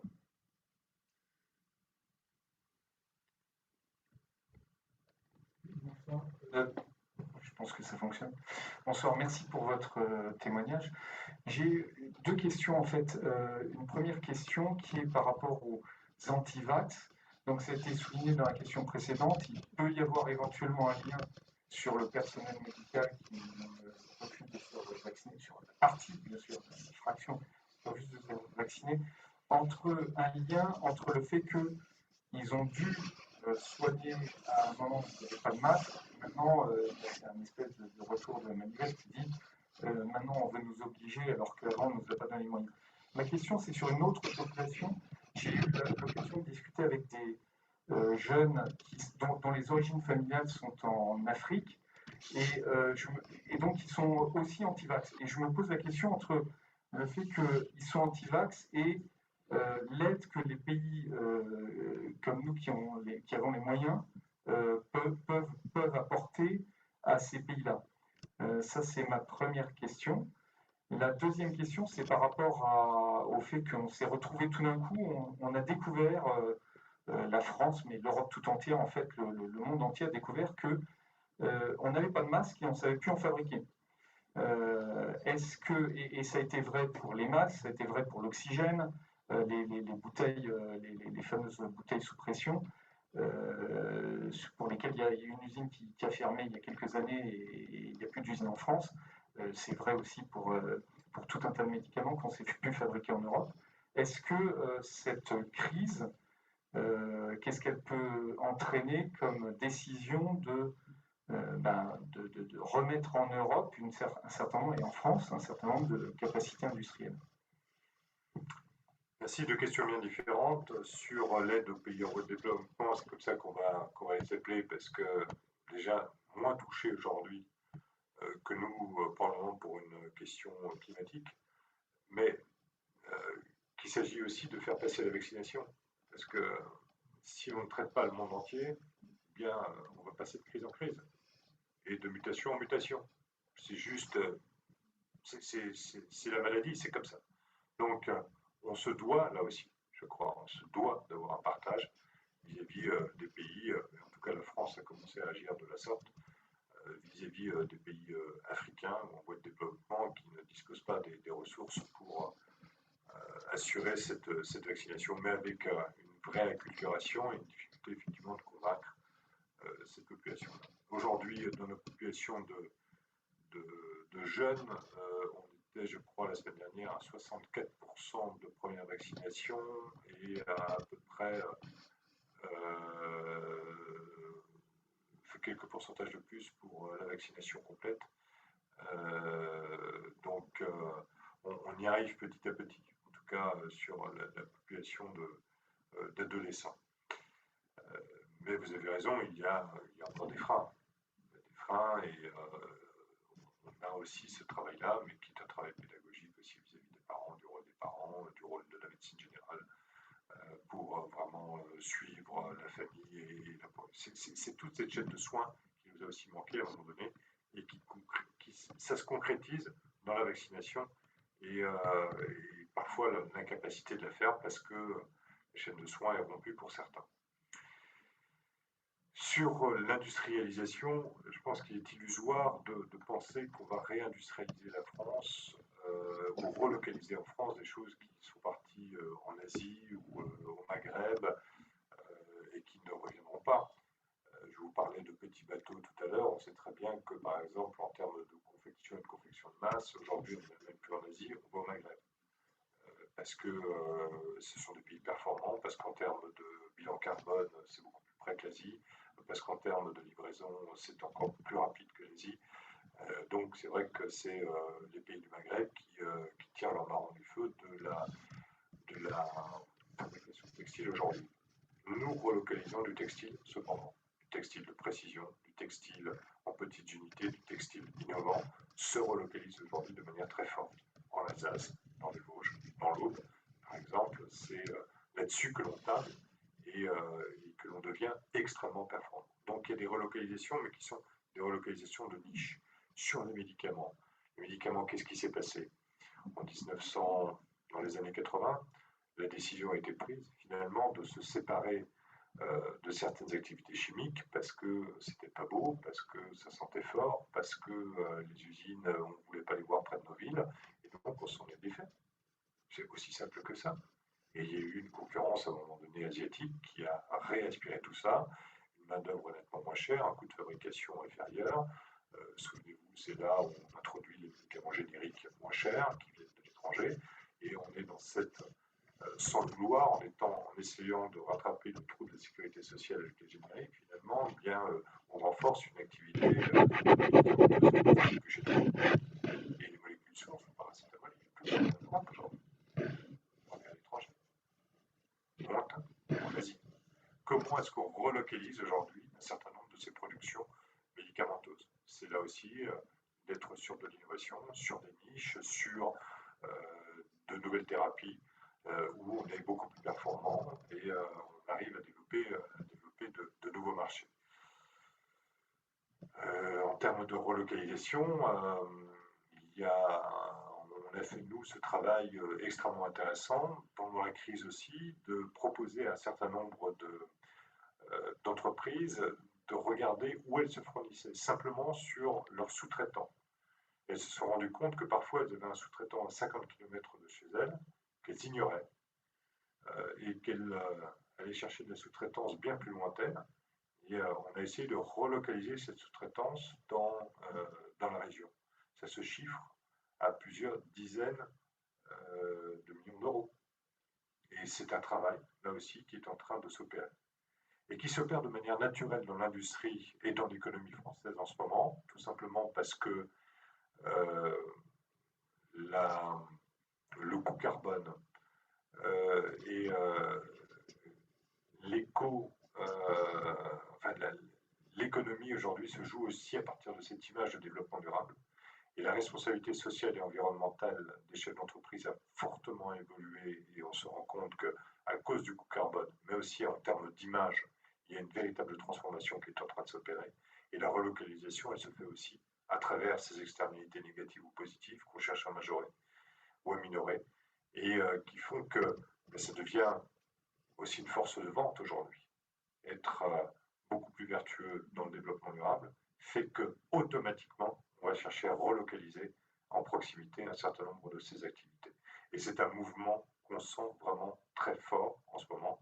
Alors ça ne résout pas tous les problèmes parce que aujourd'hui, et c'est vrai que le gouvernement a fait un effort conséquent en matière de relocalisation pour la fabrication du masque. Je conclus sur le début de votre question. Aujourd'hui, nous sommes en capacité de produire nos masques, de nous fournir en masques. Pourtant, on continue parfois à se fournir en Chine. Il faut aussi qu'on ait le réflexe, la responsabilité, parfois de payer, c'est comme la boîte de Doliprane, quelques centimes de plus chaque masque, mais produit en Europe ou produit en France.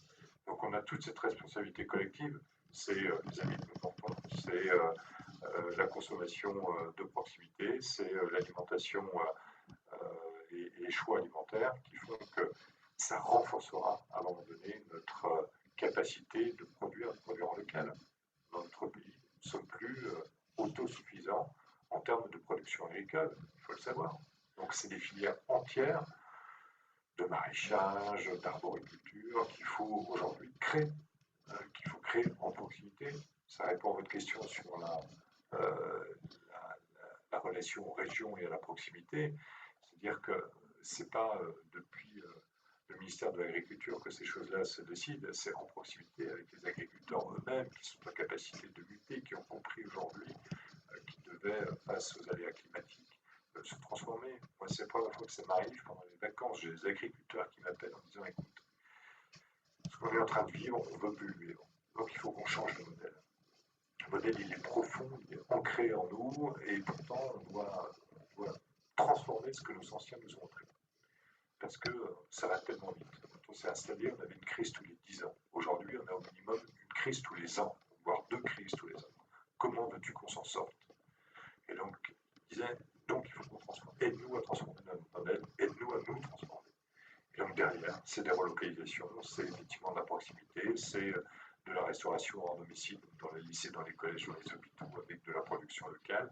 C'est tout ça qui est en train de se jouer et qui se joue depuis la crise d'ailleurs. Ça s'est joué pendant la crise, pendant cette période de confinement où on a énormément travaillé pour dire le modèle doit changer. On en est persuadé, on ne savait pas où on allait, mais c'est les chefs d'entreprise eux-mêmes qui nous ont dit écoutez, si c'est pour nous réunir, pour faire ce qu'on fait maintenant depuis 20 ans, ce n'est pas la peine. Il faut que le modèle change. Et donc, on a changé.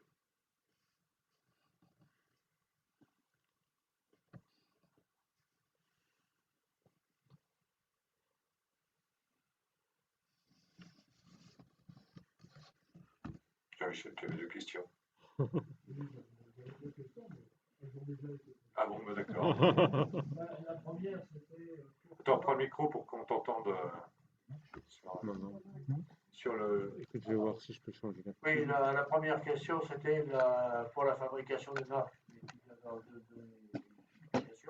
Mais pourquoi on a été au départ, c'est-à-dire l'année dernière, on a été aussi dépendant des Chinois?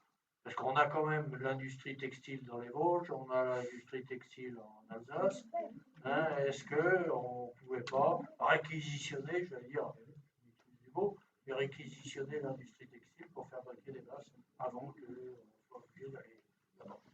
Et puis la deuxième question, c'était le problème de la vaccination obligatoire. Hein, comme tu vas dans tel pays, il y a des vaccinations obligatoires avant de partir. Alors pourquoi ça n'a pas été généralisé en France? Là, c'était mes 2 questions. J'ai déjà répondu à la deuxième. Il faut bien comprendre qu'à l'époque, on était à un moment donné, souvenez-vous, dans une forme d'hésitation. Masque, pas masque, ah ben le masque, non, c'est pas obligatoire. Puis tout d'un coup, c'est devenu obligatoire. Mais avant que ça devienne obligatoire, on a pris la décision d'en commander. simplement par respect là aussi pour celles et ceux qui montaient au front.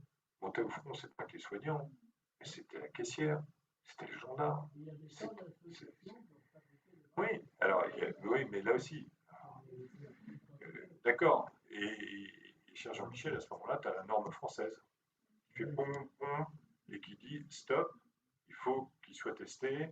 Et donc, il y avait une boîte qui faisait ça à un endroit. On a réussi à un moment donné même à permettre à l'UHA, là aussi, à un de ses laboratoires, de le tester. Mais on était nouveau, on n'était pas dans le shortcut que je décrivais tout à l'heure, mais dans la norme où il fallait passer. Enfin, souvenez-vous, au début de la crise, il y avait combien de laboratoires qui faisaient des tests de PCR? Un, à Paris, à Pasteur. Ensuite, il y en a eu un par région, à Strasbourg. Et ensuite, enfin, ça c'est petit à petit, dans les hôpitaux, que dans les hôpitaux. Et ensuite, tout d'un coup, c'est parti partout. Ah, tant mieux. Mais tout simplement parce que ça devait être validé, parce qu'on n'était pas sûr, parce que si, parce que cela. Bien, sur les masques, c'est la même chose. Qu'est-ce que c'était? FFP2 ou effectivement les masques chirurgicaux? On n'en savait strictement rien. Il n'y en avait plus. Il n'y avait pas cette capacité de faire, cette capacité de produire. Et il y a des chefs d'entreprise qui se sont mis à les produire, voyant à la fois les marchés qui s'ouvraient, la capacité effectivement de gagner un peu d'argent. Certains ont joué, d'autres aujourd'hui, attention, peuvent perdre encore, parce qu'ils continuent à fabriquer, mais le marché français se restreint, et donc acheter français, pour eux, c'est bien. Et donc, tout ça, ça s'est fait. Mais il a fallu faire transformer des machines, il a fallu apprendre aux gens à les fabriquer, il a fallu les faire homologuer. Et tout ça, ça s'est fait. Nous, je crois que la commande, effectivement, c'est aux alentours du 15 mars, hein, et la commande de masques en Chine. Et grosso modo, ils arrivent fin mars. Et c'est fin mars que là, on se met à les distribuer. Et je vous répète, ça a été une bataille. C'était une bataille d'avoir les masques. Les Américains, et c'est pas des bêtises, les Américains sur les tarmacs chinois rachetaient des avions entiers et montaient les prix forts. Donc là aussi, ça a été un risque que nous avons pris. Un risque, quand vous mettez un chèque pour en acheter 5 millions, déjà, nous, on a réparti le risque sur plusieurs importateurs. On a travaillé avec des importateurs qui travaillaient d'ores et déjà avec des établissements qui étaient connus de manière à ne pas nous faire avoir. C'est de l'argent public. Nous l'avons fait de manière extrêmement courte et rapprochée. Et dans l'avion, vous ne saviez jamais combien de masques sortaient. C'est des avions en ligne, ils avaient ça sur les sièges. C'était débarrassé à la main et le comptage se faisait dans le hangar, hein, à la sortie pour savoir combien il y en avait. Et même l'importateur qui était à nos côtés ne savait pas combien était rentré exactement dans l'avion au départ de Chine. Donc voilà, il a fallu improviser, il a fallu, et à un moment donné, bien la France s'est mise à produire. Mais l'État a joué son rôle, là aussi, à la fois de commande, à assurer à des industriels la commande publique, mais pour répondre à votre question, au-delà de l'oxygène, il n'y avait plus assez de respirateurs. Il n'y avait plus assez de respirateurs. On pouvait éventuellement rouvrir parfois des lignes de réanimation, mais on n'avait pas assez de respirateurs. Ils sont arrivés de manière très tardive, parce que l'Allemagne a fait aussi un blocus à un moment donné. Enfin, tout ça, c'est des histoires où il a fallu contourner, il a fallu faire preuve de relations, et d'encouragement. Et puis les industriels ont joué un jeu vraiment exceptionnel et se sont mis à produire des masques de manière très rapide. Et je pense qu'il faut les remercier. Oui, ça se fabrique assez rapidement. Bonsoir, merci pour votre témoignage. Est-ce que, en termes d'organisation, d'équipement, de recherche scientifique, quand le Covid-28 ou l'Ebola 30 va pointer son nez nécessairement, on sera plus prêt qu'on était il y a 2 ans? Oui, je pense que collectivement, on est déjà plus prêt.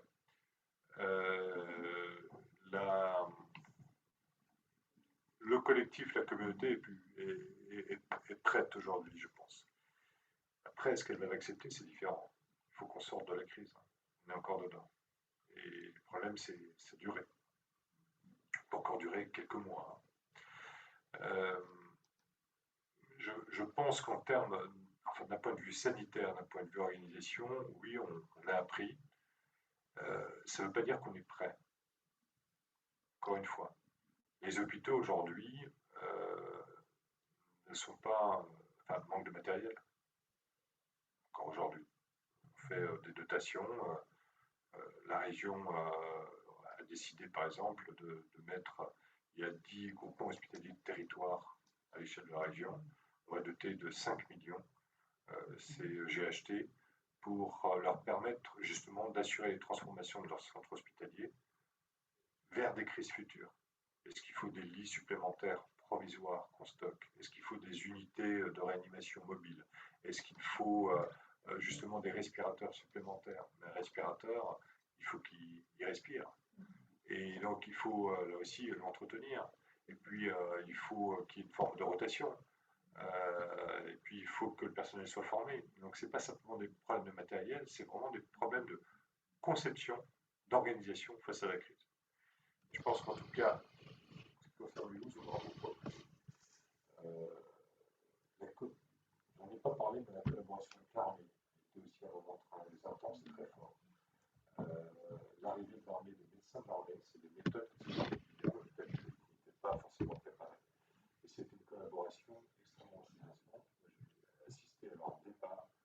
Il y avait franchement beaucoup de proximité entre les équipes qui s'étaient opérées.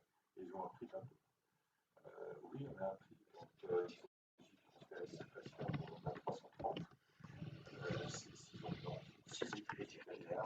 C'est pratiquement une demi-journée de transfert pour faire entrer 6 patients dans un Airbus.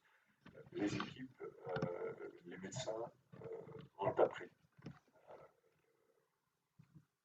Après, est-ce que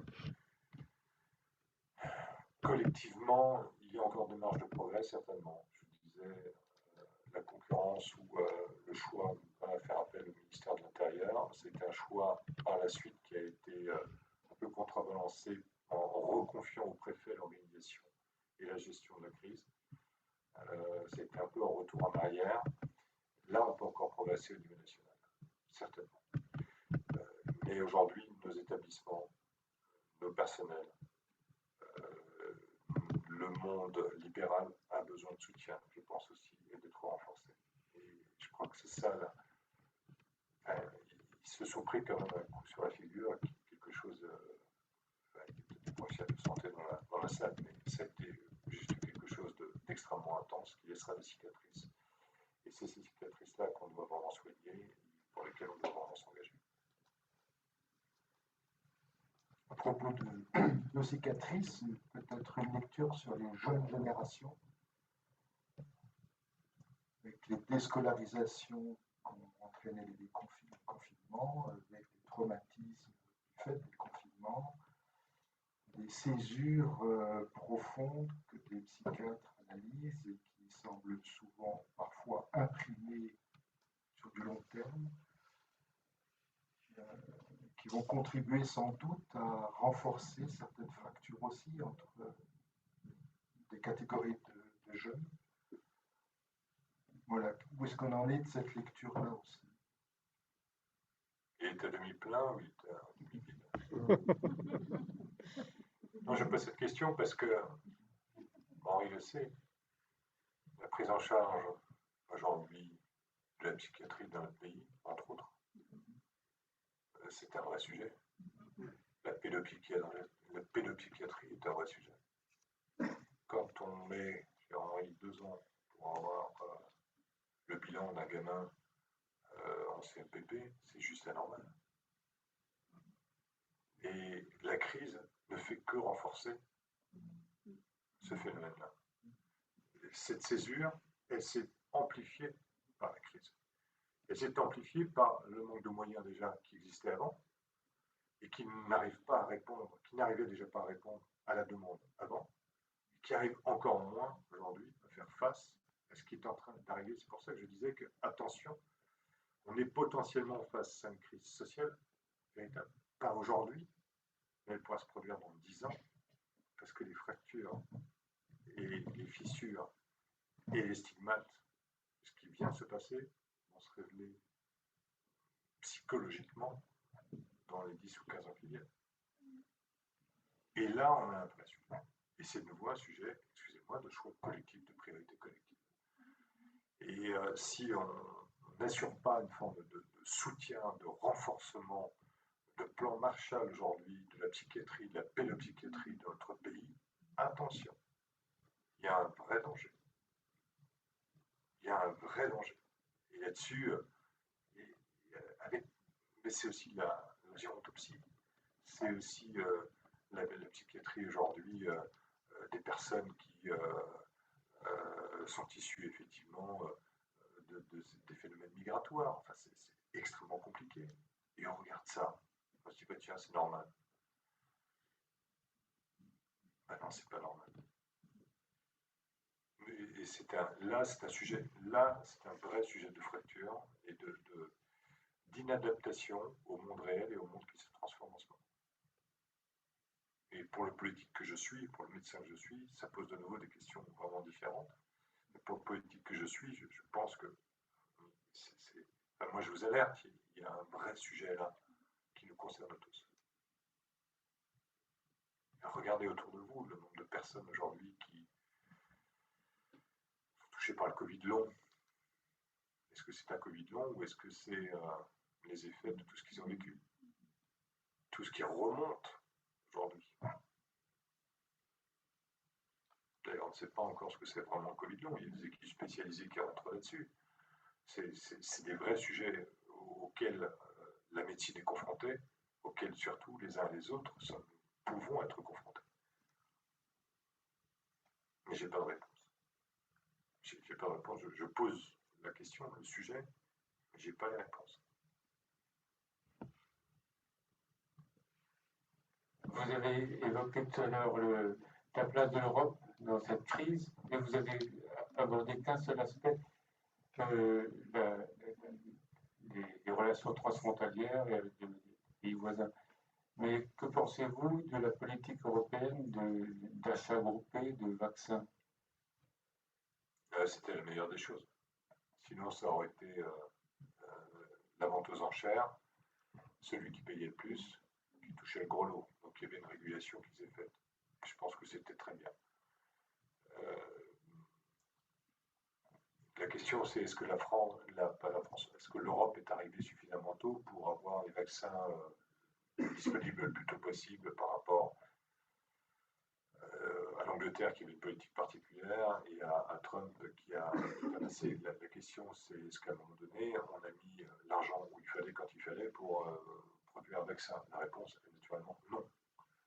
Aujourd'hui, même s'il est fabriqué chez nous, il a été réfléchi autre part. Il a été réfléchi aux États-Unis. Avec souvent des Français d'ailleurs à la base, ou des Européens à la base.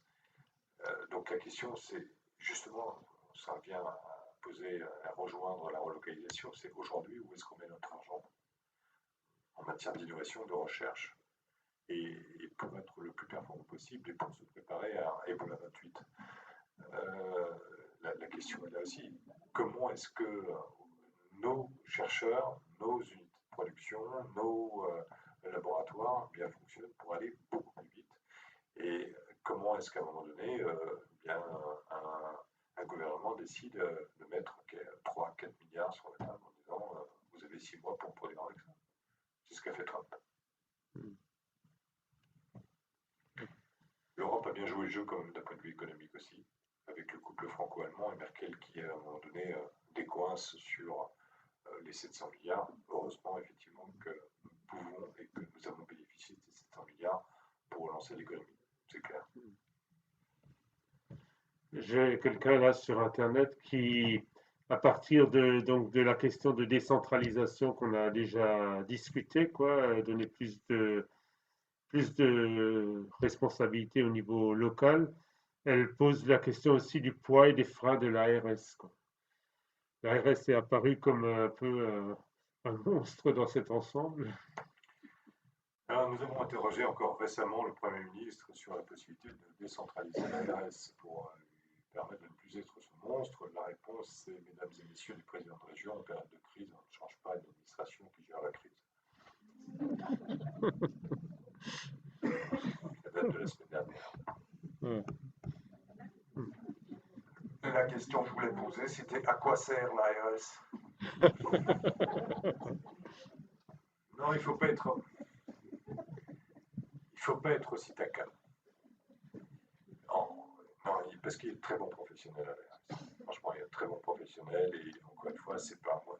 Ils ne sont pas victimes de l'organisation qui a été fixée par d'autres à d'autres moments et qui parfois s'est amplifiée et qui. Mais c'était pas une administration de gestion de crise.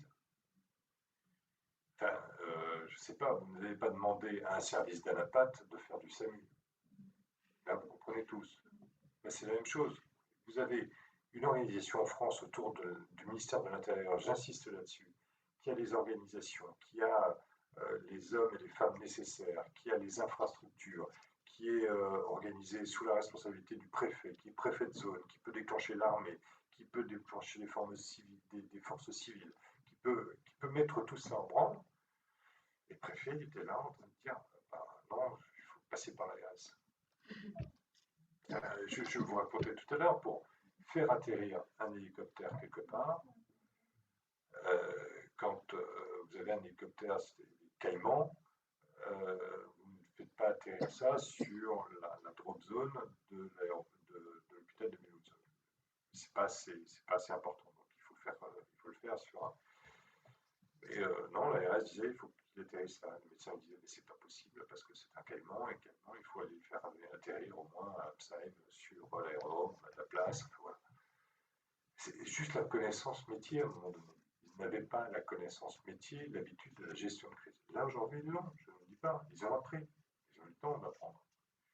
Mais c'est une administration de la santé aujourd'hui qui est toute puissante, hyper centralisée, décidée depuis Paris et avec une chaîne de commandement qui est profondément verticale. J'entends bien. Ma question qui est délibérément provoque, effectivement, va au-delà de l'épidémie. J'ai toujours pas compris à quoi sert l'ARS. L'ARS, c'était à un moment donné un regroupement de tous les organismes, succursales, agences qui s'occupaient plus ou moins de la santé. Aujourd'hui, l'ARS, on dit souvent l'ARS, c'est toujours une administration hypertrophiée, mais tous les laboratoires, par exemple, qui contrôlent aujourd'hui la qualité de l'eau, sont gérés par l'ARS et dépendent de l'ARS. C'est assez marrant parce que moi j'ai une mission, comme président de région, stratégique sur l'eau. On pourrait avoir les laboratoires à les gérer, ou alors que ce soit les conseils départementaux qui l'ont, qui pourraient l'avoir en proximité. Voilà. C'est souvent un secteur assez méconnu de l'ARS. Mais aujourd'hui, tout ce qui est qualité de l'eau, tout ce qui est normes, tout ce qui est suivi, c'est les ARS qui s'en occupent. C'est un nombre quand même assez important. Et à côté de cela, c'est l'administration de tutelle, soit du médico-social, les maisons de retraite, en lien avec les conseils départementaux, soit de l'administration hospitalière. Et donc là, il y a une gestion et une tutelle directe et un lien direct entre l'ARS et l'hôpital. Je suis président du conseil de surveillance de l'hôpital. Je n'ai aucun rôle. Je préside le conseil de surveillance. J'écoute, on a des rapports, mais je n'ai aucun rôle opérationnel, décisionnel ou de responsabilité. Celui ou celle qui va noter le directeur ou la directrice de l'hôpital, c'est le directeur de l'ARS. Vous voyez le rôle de responsabilité. Les élus, qui sont les élus de terrain, les élus du secteur, ne sont là que pour écouter, entendre, être convaincus à un moment donné par certaines paroles budgétaires, mais non, on n'a en fait aucune action. Quand on est président d'un conseil d'administration, on a une responsabilité, on est redevable, on a notre responsabilité personnelle qui peut être engagée. Là, comme président du conseil de surveillance, aucune responsabilité. Et donc c'est l'ARS qui effectivement est la tutelle, le mot est vraiment fort et juste sur le monde hospitalier, un peu moins sur le monde libéral. Pardon ? Oui, en observateur. Alors, j'ai une question un peu différente. En lien avec les inégalités socio-économiques qu'a davantage creusé la pandémie, notamment dans les villes du Grand Est, c'est pas toujours évident. J'arrive plus à trouver le mot. Notamment la précarisation des quartiers d'ours est déjà précarisée. Quelle organisation au niveau des collectivités pour répondre à cela? Vous pouvez me répéter la question parce que D'accord, vous l'avez excusez-moi. mentionné. Voilà. Attendez. Voilà. Donc, question en lien avec les inégalités socio-économiques qui a davantage creusé la pandémie, notamment dans les villes du Grand Est et notamment avec une précarisation des quartiers d'ores et déjà précarisés. Quelle organisation donc au niveau des collectivités? Mais les collectivités s'organisent déjà avec, entre autres l'ARS, avec tous les partenaires santé autour du contrat local de santé. Le contrat local de santé, c'est entre autres l'ARS qui est autour de la table, mais il y a l'assurance maladie, il y a tous les partenaires santé, il y a la collectivité qui mène cela. Et à travers ce contrat, c'est entre autres de gérer les inégalités sociales, les fragilités, de mener des campagnes de dépistage, de travailler avec les associations de patients. Enfin voilà, il y a toute cette vision finalement complètement inclusive de la ville qui se gère dans ce contrat local de santé. Il y a à côté de cela des contrats avec les professionnels de santé aussi, des contrats de territoire qui peuvent s'organiser, qui ne sont pas trop mal aujourd'hui, qui évoluent plutôt bien, et qui font qu'en fait les professionnels entre le monde libéral et le monde hospitalier ont tendance à plus se parler, parce que c'est vrai qu'il y a aussi des fractures, et il y a peut-être aussi une remise en cause du monde de la santé qui doit s'opérer. Mais les collectivités sont là, c'est plutôt la responsabilité soit de la commune, soit de l'intercommunalité autour du contrat local de santé, mais avec des politiques publiques comme le renouvellement urbain, comme les politiques sociales, comme l'élaboration d'un CCAS, comme l'accompagnement aujourd'hui des plus fragiles, qui s'opèrent, qui sont complètement intégrés dans les politiques communales. Donc l'échelon, c'est plutôt la commune, et avec tout ce qui est intégration, qui est de la responsabilité aussi du conseil départemental. Donc c'est vraiment la région étant plus stratégique, le département plus autour de l'insertion, et la commune ou l'intercommunalité plus effectivement autour de la déclinaison très opérationnelle des politiques locales de santé. Et ça s'articule plutôt bien.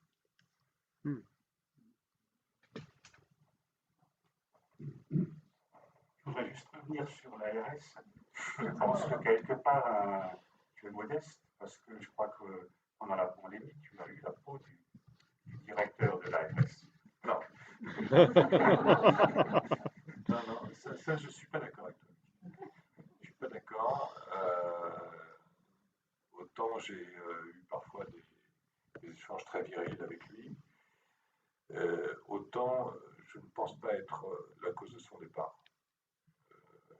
Des choses que je tairais, mais c'est surtout un conflit avec une déclaration qu'il a eue en pleine épidémie sur le déficit du CHU de Nancy, en disant, étant un peu en contracyclique par rapport à ce qui était en train de se passer, en disant qu'on n'effacerait pas la dette du CHU et que les choses que le CHU devait faire des efforts alors qu'on était en pleine crise. Et ça, du côté de Nancy, ça n'a vraiment pas passé. Et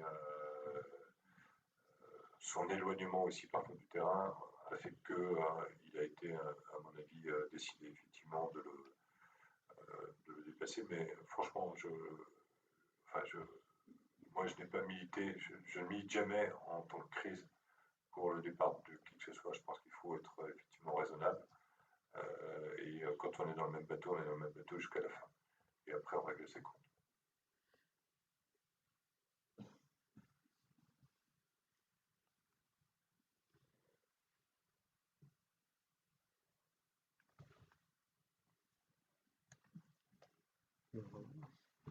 Monsieur le Président, pour une conclusion.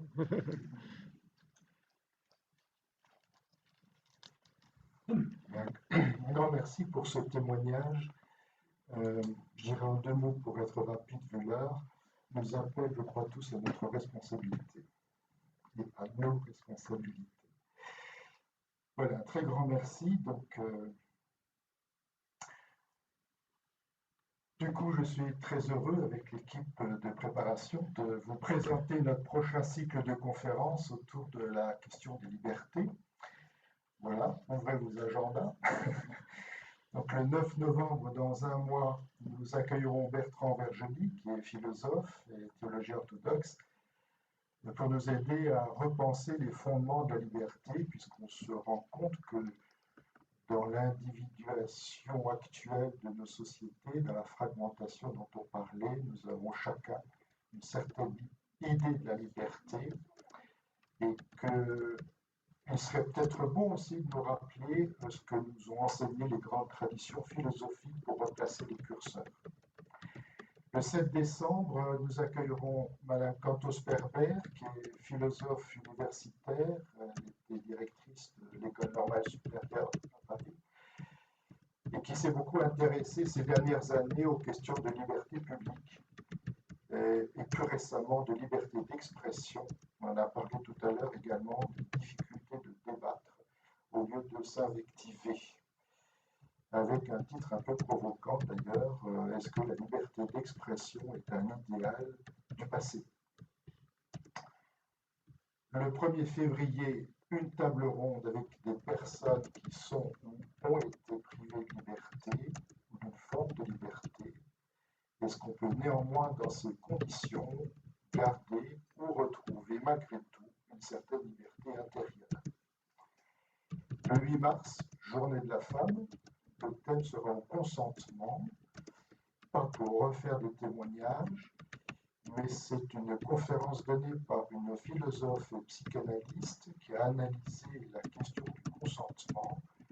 Bien entendu, il peut y avoir de consentement sous contrainte, mais est-ce qu'on est pour autant toujours libre en consentant? Il y a bien des ambiguïtés derrière qu'elle nous dévoilera. Et puis le 7 avril, Dominique Collin, un jeune dominicain brillant de Liège, qui clôturera ce cycle avec la question de la liberté chrétienne. Donc, pas du tout la question de la liberté religieuse et de la laïcité, mais véritablement de la liberté chrétienne qui sous-tend une relation de foi, d'amour. Voilà, dans l'intervalle, encore en janvier, M. François Brunagel, qui est président du Centre des Serrés de Strasbourg, interviendra aussi sur l'expérience européenne. Voilà. Et puis j'en profite encore pour vous informer, puisque c'est une nouveauté introduite cette année, qu'il y a encore des places pour des ateliers d'exercice de méditation chrétienne. Voilà. Avec une inscription pour une soirée de présentation le 18 octobre, c'est bientôt. Avec tout ça, donc, je vous remercie pour votre présence, votre participation très riche, et nous vous donnons rendez-vous donc pour la prochaine conférence le mois prochain. N'oubliez pas les flyers à la sortie avec les différents programmes, et puis éventuellement laisser votre adresse mail pour avoir la newsletter si vous le souhaitez. Très bonne soirée, bon retour, puis à bientôt. Merci encore.